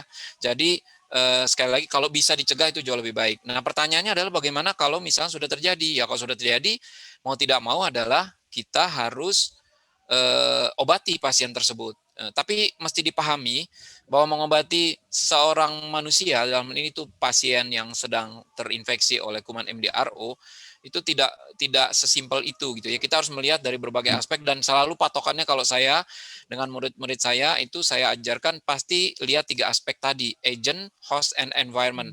Jadi kalau kita mengobati seorang pasien yang terinfeksi MDRO, jangan kita cuma lihat dari antibiotiknya saja ya. Jangan cuma kita mikir antibiotiknya harus ditingkatkan berkali lipat, tapi faktor-faktor penyulit lainnya harus diatasi juga. Contohnya Pasien-pasien terinfeksi MDRO, tapi ternyata kadar gula darahnya tidak stabil. Ternyata kadar albuminnya rendah, sehingga binding proteinnya juga tidak bisa tercapai, bahkan bisa terjadi peningkatan toksisitas obat, terutama untuk obat-obat yang sangat sempit antara dosis terapeutik dengan dosis toksiknya. Ya, hati-hati. Kemudian juga mesti diperhitungkan juga fungsi ginjal, fungsi hati. Jadi memang sekali lagi kalau kita mengobati, karena kita sudah menggunakan intervensi obat kimiawi, maka resikonya tentu banyak yang mesti diperhitungkan. Jadi tetap kita harus obati, tapi jangan hanya semata-mata melihat antibiotiknya saja, tapi aspek lain tetap harus diperhatikan. Karena itu dari sisi pencegahan itu jauh lebih mudah, biayanya lebih murah, lebih mudah, dan kemungkinan berhasil lebih besar. Ya, jadi tetap target utama adalah how to prevent, baru kemudian how to treat. Ya, kalau memang nggak memungkinkan di prevent, udah terjadi mau nggak mau. Demikian kira-kira jawaban pertanyaan itu. Terima kasih Dr. Ari. Mungkin tadi selanjutnya Ibu Fitri tadi yang sudah raise hand. Mungkin ya, bisa silakan. mengajukan pertanyaan langsung. Baik, suara saya sudah terdengar tidak ya? Terdengar Bu Fitri. Terima kasih banyak. Terima kasih banyak Dr. Ari dan juga Ibu Kortap atas materinya, sangat menarik dan sangat bagus sekali. Saya Fitria Nur Hidayah, apoteker. Mohon izin bertanya, sekarang kan sedang pandemi nih Dok dan Ibu, sebenarnya antara cuci tangan dan penggunaan APD itu lebih penting mana nggih Dok, Ibu? Apakah sama-sama penting atau misal cuci tangan itu lebih lebih penting daripada dengan penggunaan APD, karena kan di instalasi farmasi sendiri kan kebutuhan APD karena pandemi ini juga cukup meningkat karena memang proteksi untuk tenaga kesehatannya. Terima kasih Dokter, Ibu. Ya, ini Jadi nanya yang bertanya kayaknya bingung mau dinya ke saya atau ke Nurse Kortap nih. Dua-duanya aja Dok. Mau menjawab dua-duanya mungkin. Nggak apa-apa Dokter Ari, monggo.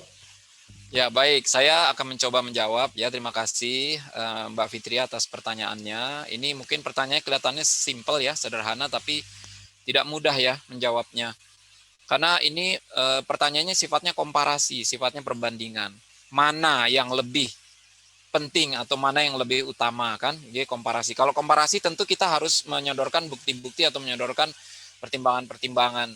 Jadi begini, tadi yang disampaikan terkait dengan kebersihan tangan atau hand hygiene dan upaya PPI lainnya termasuk penggunaan APD, itu kan termasuk ke dalam kewaspadaan standar ya, kewaspadaan standar yang nanti penjabaran detailnya untuk APD tentu tergantung jenis transmisinya. Karena kalau jenis transmisinya berbeda, maka APD yang digunakan berbeda. Tapi untuk dasarnya, untuk kewaspadaan standarnya tetap bahwa hand hygiene is the number one, baru kemudian yang lain-lain termasuk penggunaan PPE ya, personal protective equipment. Jadi APD itu tetap diperlukan dengan asumsi bahwa tidak semua itu bisa tidak semua itu bisa diselesaikan dengan hand hygiene. Walaupun hand hygiene tetap yang utama dan dia diberikan nomor 1 ya. Jadi memang ini sangat bergantung kepada jenis transmisinya ya. Tapi kalau diperhatikan apapun transmisi tetap yang namanya hand hygiene itu nomor 1. Tetap itu diutamakan. Itu menjadi kewaspadaan standar. Kalau standar itu kan diterapkan pada semua orang, baik yang terinfeksi maupun tidak terinfeksi kan.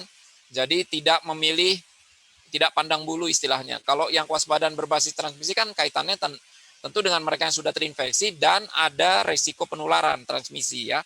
Jadi kalau dari sisi kewaspadaan standar, memang hand hygiene itu nomor 1, itu yang menjadi yang utama. Dan tadi saya sudah tunjukkan bukti-buktinya, efektivitasnya ya. Nah kalau ke APD sendiri ya tergantung. Kalau APD itu kan APD banyak macamnya ya. Kalau misalkan contohnya sarung tangan atau gloves ya, itu juga harus hati-hati. Tidak semua tindakan itu harus membutuhkan sarung tangan. Ini juga kadang-kadang bisa berlebihan ya. Karena APD sendiri itu kalau digunakan tidak tepat justru menjadi media transmisi, itu yang harus hati-hati ya. Menyentuh seorang pasien, kemudian menyentuh pasien lain, menggunakan suatu media APD justru bisa mentransmisikan penyakit. Jadi bisa mentransmisikan penyebab penyakit atau etiologinya. Jadi menurut saya dari sisi kalau mau dibandingkan komparatif, jelas hand hygiene itu adalah nomor 1, ya. Mudah, murah, kemudian juga tidak membawa dampak yang berat, tidak membawa resiko yang besar gitu ya. Kalau APD itu dari sisi ekonomi kita harus menyediakan, belum lagi nanti penggunaannya harus ada aturan-aturannya. Maksudnya harus ada batasan-batasan, tidak boleh kurang dari standar, tidak boleh berlebihan gitu.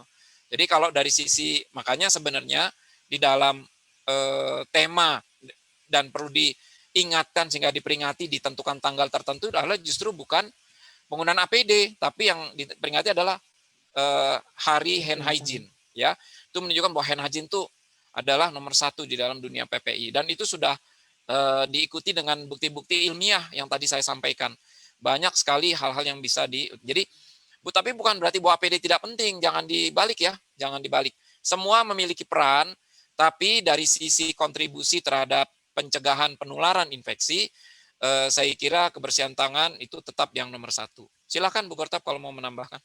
Ya, terima kasih. Jadi sudah lengkap sebenarnya Dr. Ari. Intinya adalah buat Bu Fitri ya, yang menanyakan tadi bahwa kewaspadaan standar ini diterapkan ke seluruh pasien tanpa memandang infeksi atau tidak infeksi, harus kita gunakan, harus kita terapkan.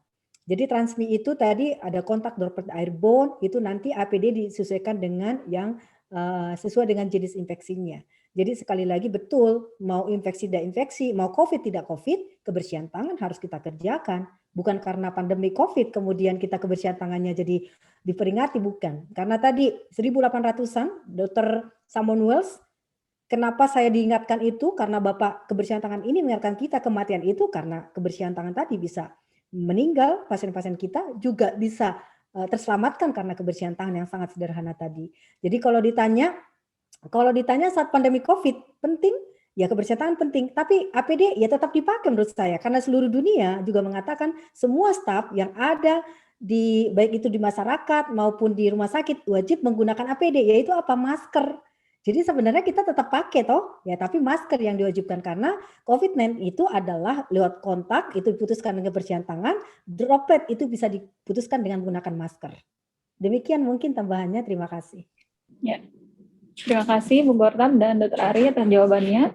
Mungkin pertanyaan selanjutnya dari Kamsi Darnita dari Rumah Sakit Puri Cinere. Pertanyaannya untuk Dr. Ari ya Dok. Mohon arahannya Dok, saya masih awam untuk info saat ini. PPRA digabung dengan PPI. Kira-kira pertimbangannya apa Dok? Mohon juga untuk pengorganisasiannya. Oh, jadi emang agak sedikit melenceng nih Bu pertanyaannya ya. Tapi nanti mungkin bisa di-share.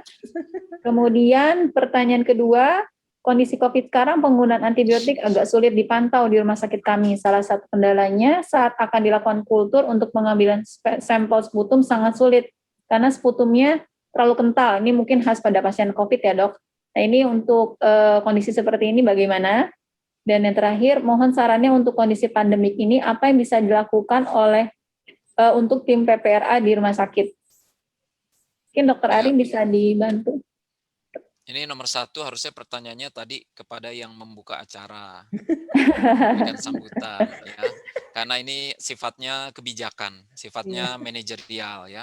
Tapi saya bisa memahami karena mungkin buat Ibu Kamsi Darnita itu agak aneh ya, menyatukan satu komite PPI dengan PRA, dan saya pikir itu sesuatu hal yang wajar karena mungkin ini tidak lumrah, tidak biasa ditemui ya. Biasanya yang ada adalah bentuknya komite dengan komite, jadi komite PPI dengan komite PPRA atau komite PPI dengan tim. Tapi tim itu juga pada kondisi-kondisi tertentu saja ya. Dan apa yang dilakukan di mana? Di RSCM yang namanya komite PPI PPRA ini suatu kebijakan baru, suatu SOTK baru berdasarkan kebijakan yang baru saja dibuat dan tentu dengan pertimbangan ya. Tentu kalau ditanya kepentingan atau indikasi atau pertimbangannya tentu yang paling paham adalah pimpinan di RSCM sendiri. Tapi yang jelas kami karena memang sudah disatukan dan memang harus dijalankan bersama ya kita harus laksanakan tersebut dengan sebaik-baiknya.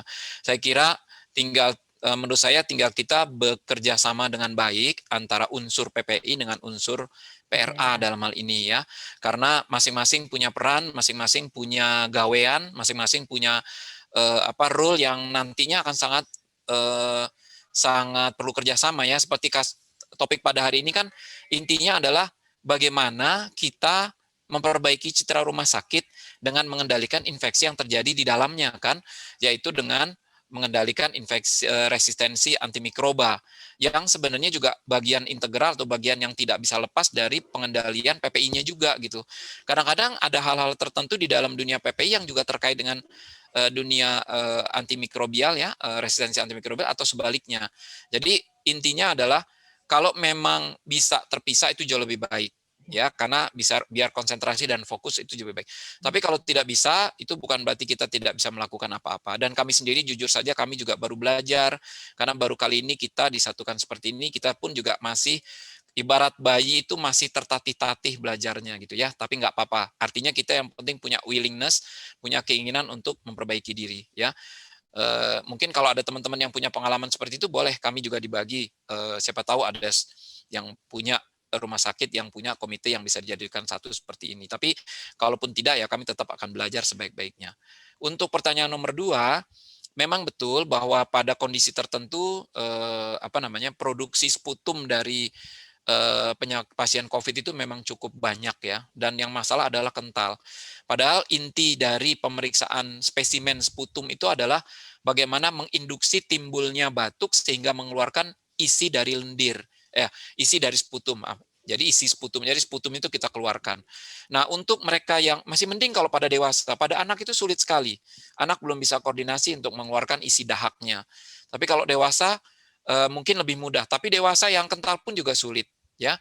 Jadi memang tidak mudah kalau dokter kayak termasuk saya kalau memberikan instruksi kepada tenaga medis atau katakanlah kepada residen untuk coba pasien ini diperiksa di kultur sputumnya. Itu tidak mudah instruksi itu karena butuh teknik tertentu dan teman-teman di di lapangan, teman-teman perawat biasanya mereka lebih paham tuh, apalagi teman-teman di laboratorium juga. Jadi kadang-kadang kita mesti lakukan induksi sputum. Ada beberapa anak yang kooperatif, dia bisa diberikan inhalasi dengan cairan NaCl, sotonik. Itu juga harapannya bisa terjadi pengenceran dari sputum dan itu bisa diharapkan bisa diharapkan sputumnya menjadi lebih cair dan bisa dikeluarkan. Itu dalam kondisi biasa.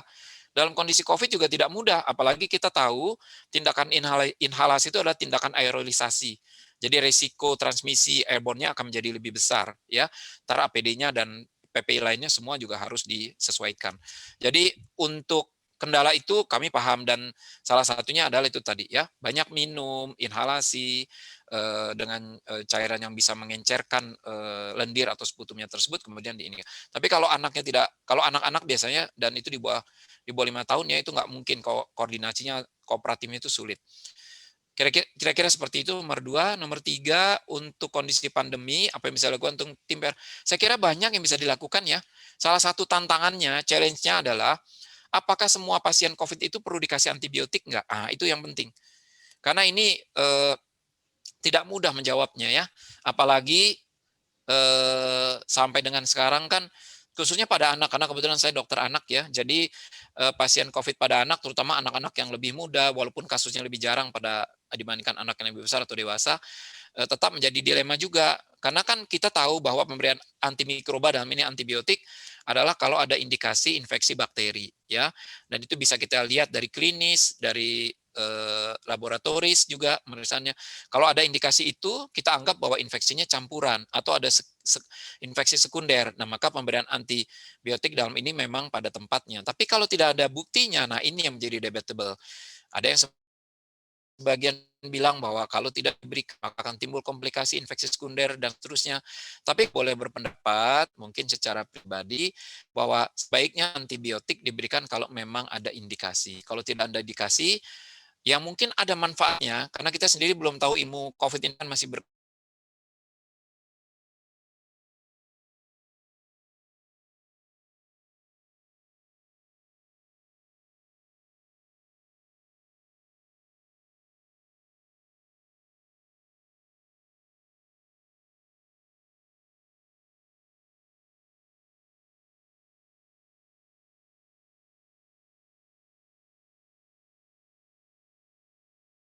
Apa di pertanyaannya dibaca saja yang sudah ada? Baik, silakan dokter. Ya, mohon maaf Bu Gortab, saya baca dulu ya pertanyaan yang saya bisa baca. Izin dok, saya sudah bisa Oh, bergabung silakan. kembali, Dok. Ya, silakan. Ini karena waktunya juga terbatas, Ya. mungkin saya akan batasi untuk yang live 2 orang lagi, dan nanti dari chat box Q&A saya akan bacakan 2. Oh, yang live nggak ada ya? Oh, tidak bisa. Mohon maaf, yang live tidak bisa kami fasilitasi. Jadi saya akan membacakan 2 pertanyaan lagi dari chat box. Yang pertama adalah dari Farida dari Jakarta. Pertanyaannya kepada pembicara 1, berarti Dr. Ari ya dok? Ya, tapi kalau boleh saran nanti pembicara 2 diberi pertanyaan juga. Oh ya, jadi nanti ada mungkin dipilih ya. Pertanyaannya dok, pasien pasca operasi kontrol ke poli pada kunjungan kedua atau ketiga ditemukan tanda infeksi pada luka operasinya.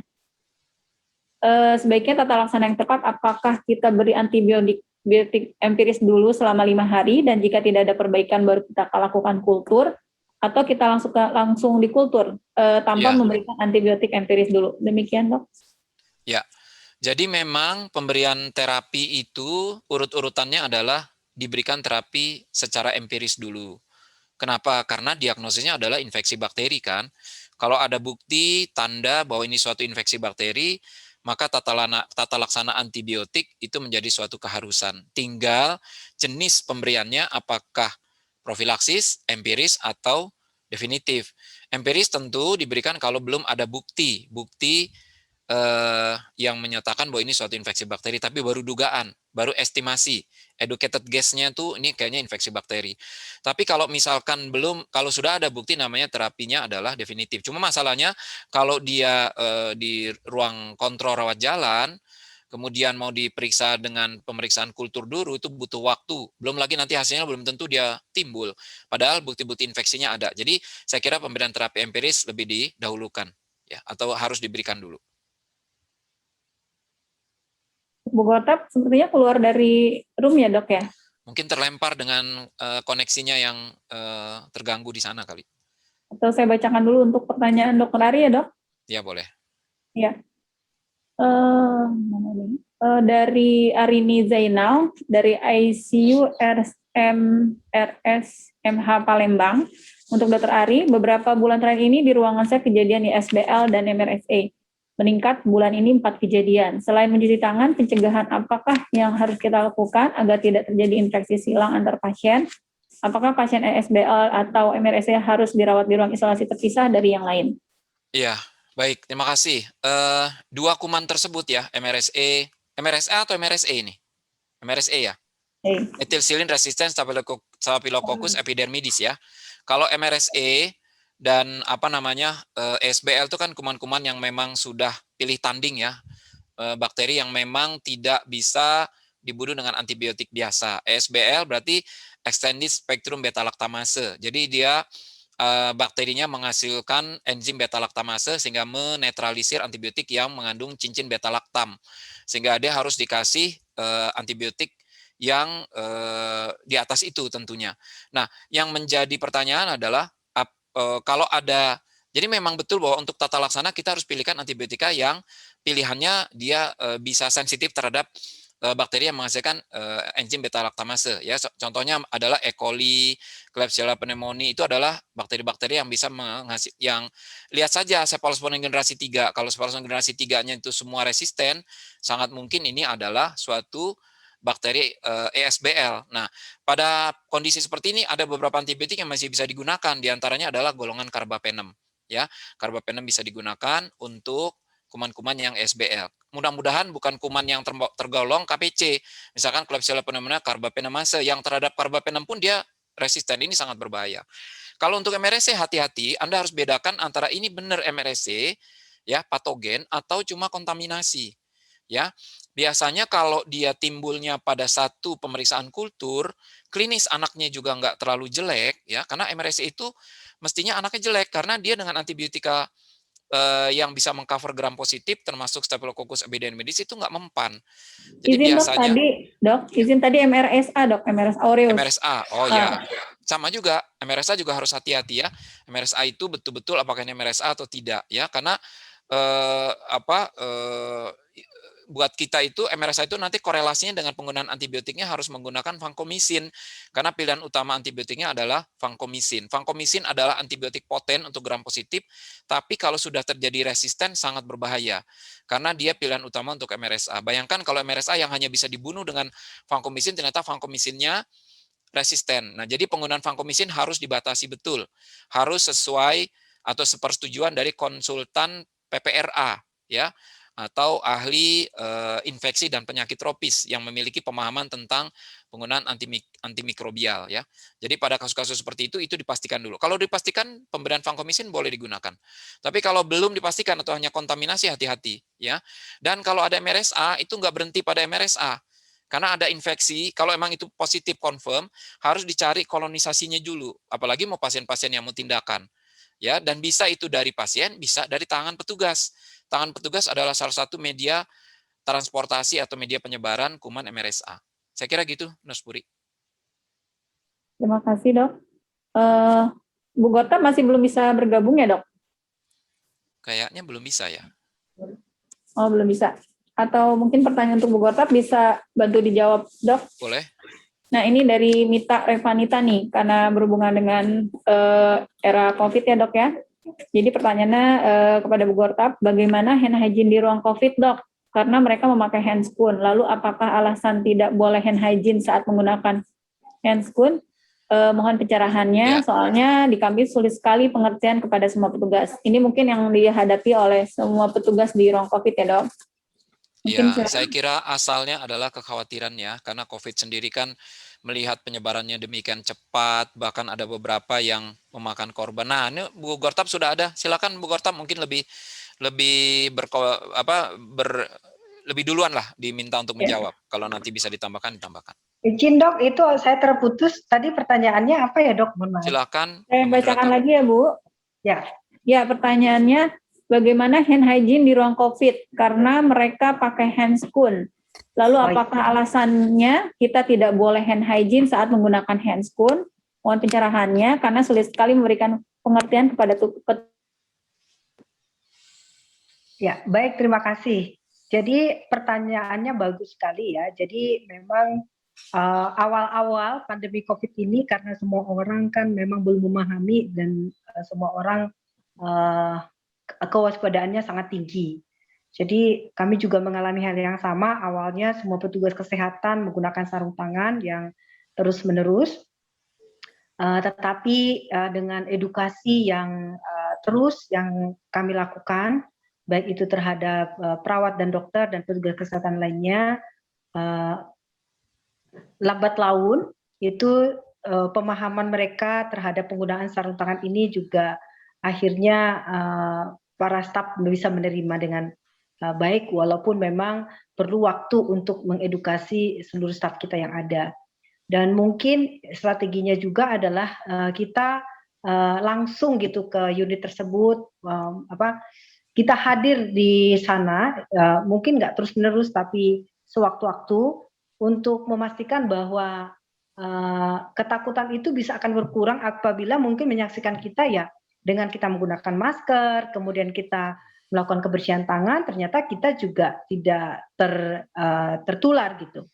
Dan saat ini kami juga bersyukur, memang teman sejawat kami itu perawat lebih lebih cepat untuk melepaskan dari sarung tangan ini yang tadinya memang digunakan terus, dan ternyata teman-teman kami perawat pun yang saat ini sudah menggunakan sarung tangan itu sesuai indikasi, ternyata ketika dites pun ya hasilnya tidak ada perbedaan gitu ya dengan teman-teman yang masih menggunakan sarung tangan. Dan ternyata akhir-akhir ini teman-teman itu penggunaan sarung tangannya adalah sesuai dengan kebutuhan. Misalnya kalau itu ada kontak dengan cairan, kemudian ada tindakan invasif, mereka baru gunakan. Mungkin ada beberapa staf yang masih perlu pemberi penguatan informasi, pendampingan. Nah, itu kita juga tidak berputus asa.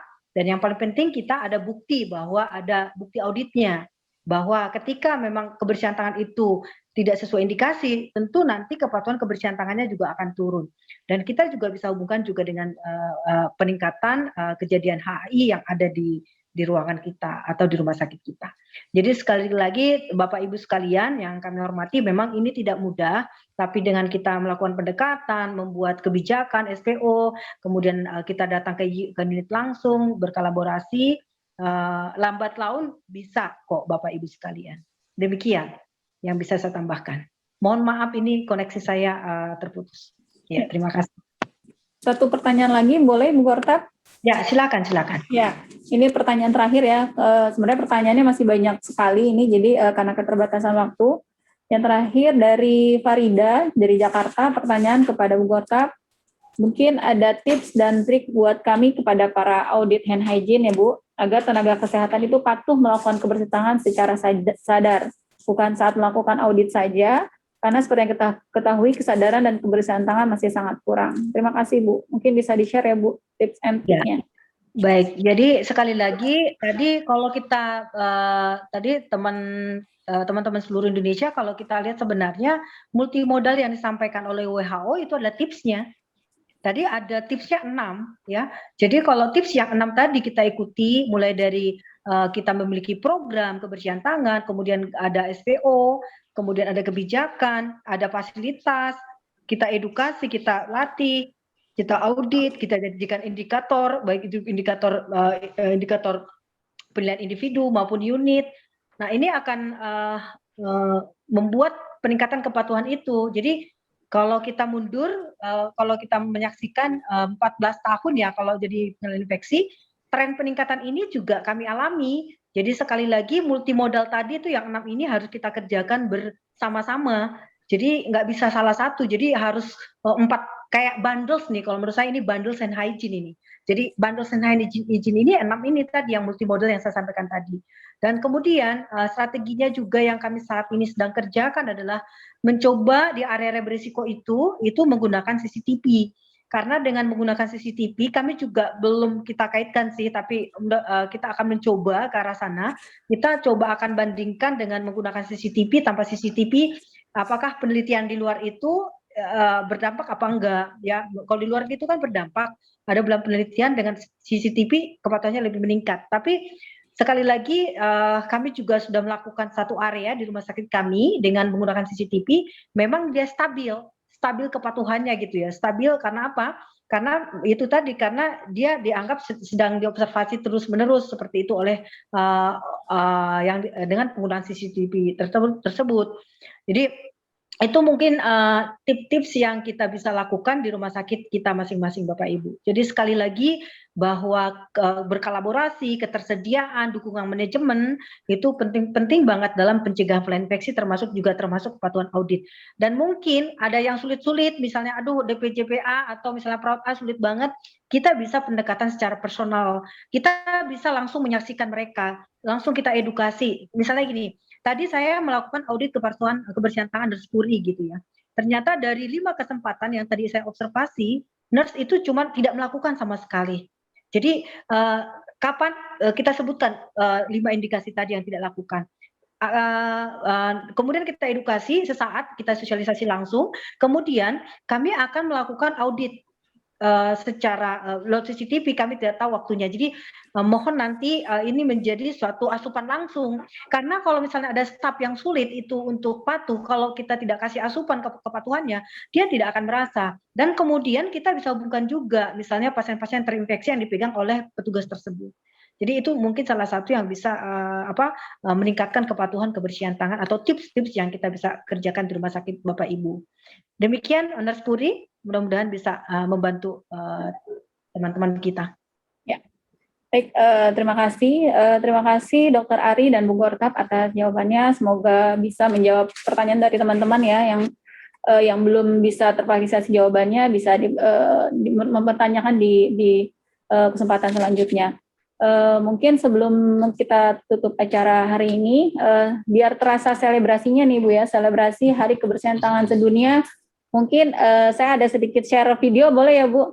Ini video di salah satu unit di RSCM yang selebrasi Hand Hygiene Day. Mungkin dari admin bisa bantu di share videonya.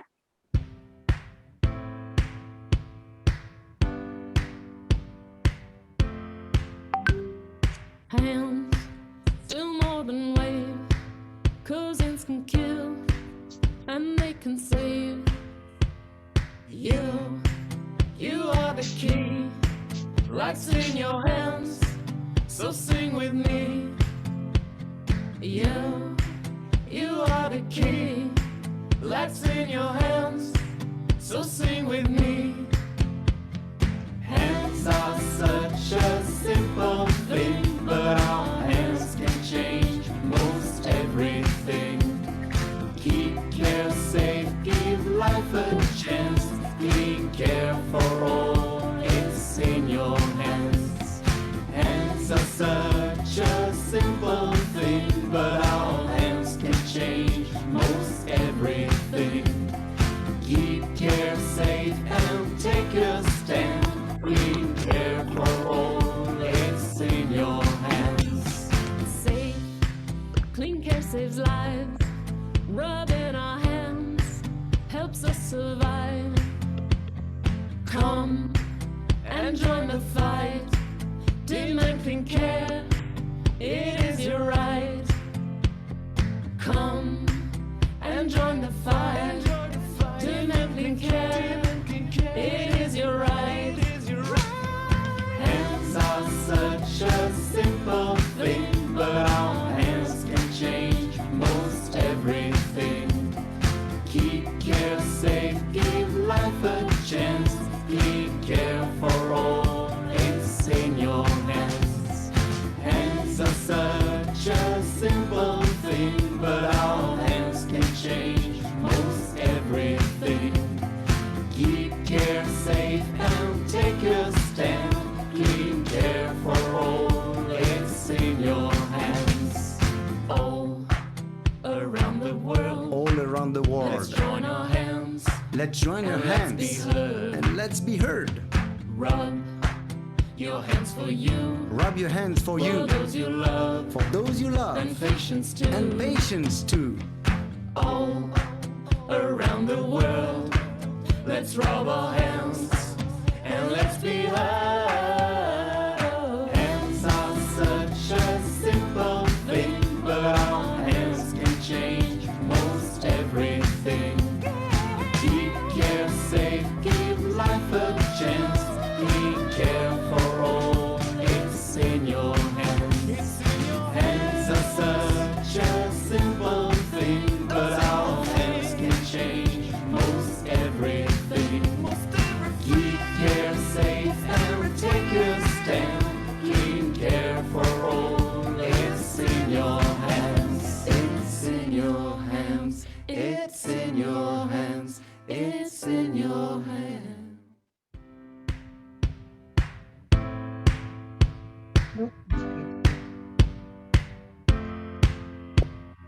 Hands do more than wave, 'cause hands can kill and they can save. You are the key, life's in your hands, so sing with me. You are the key, life's in your hands, so sing with me. Hands are such a simple thing, but our hands can change most everything. Keep care safe, give life a chance, clean care for all, it's in your hands. Hands are such a simple thing, but our hands can change most everything. Keep care safe and take a stand, clean care for all, it's in your hands. Safe, clean care saves lives, rubbing our hands helps us survive. Come and join the fight, demand clean care, it is your right. Come and join the fight, demand clean care, it is your right. Hands are such a simple thing, but our hands can change most everything. Keep care safe, give life a chance, clean care for all, it's in your hands. Hands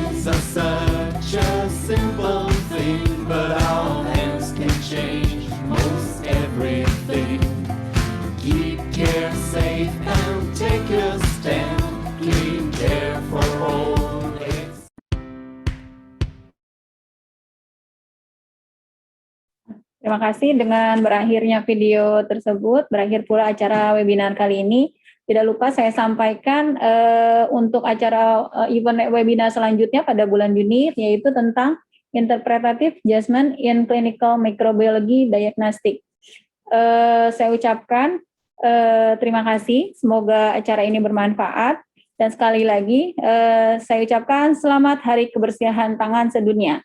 Save life, clean your hand. Terima kasih. Terima kasih. Terima kasih semuanya.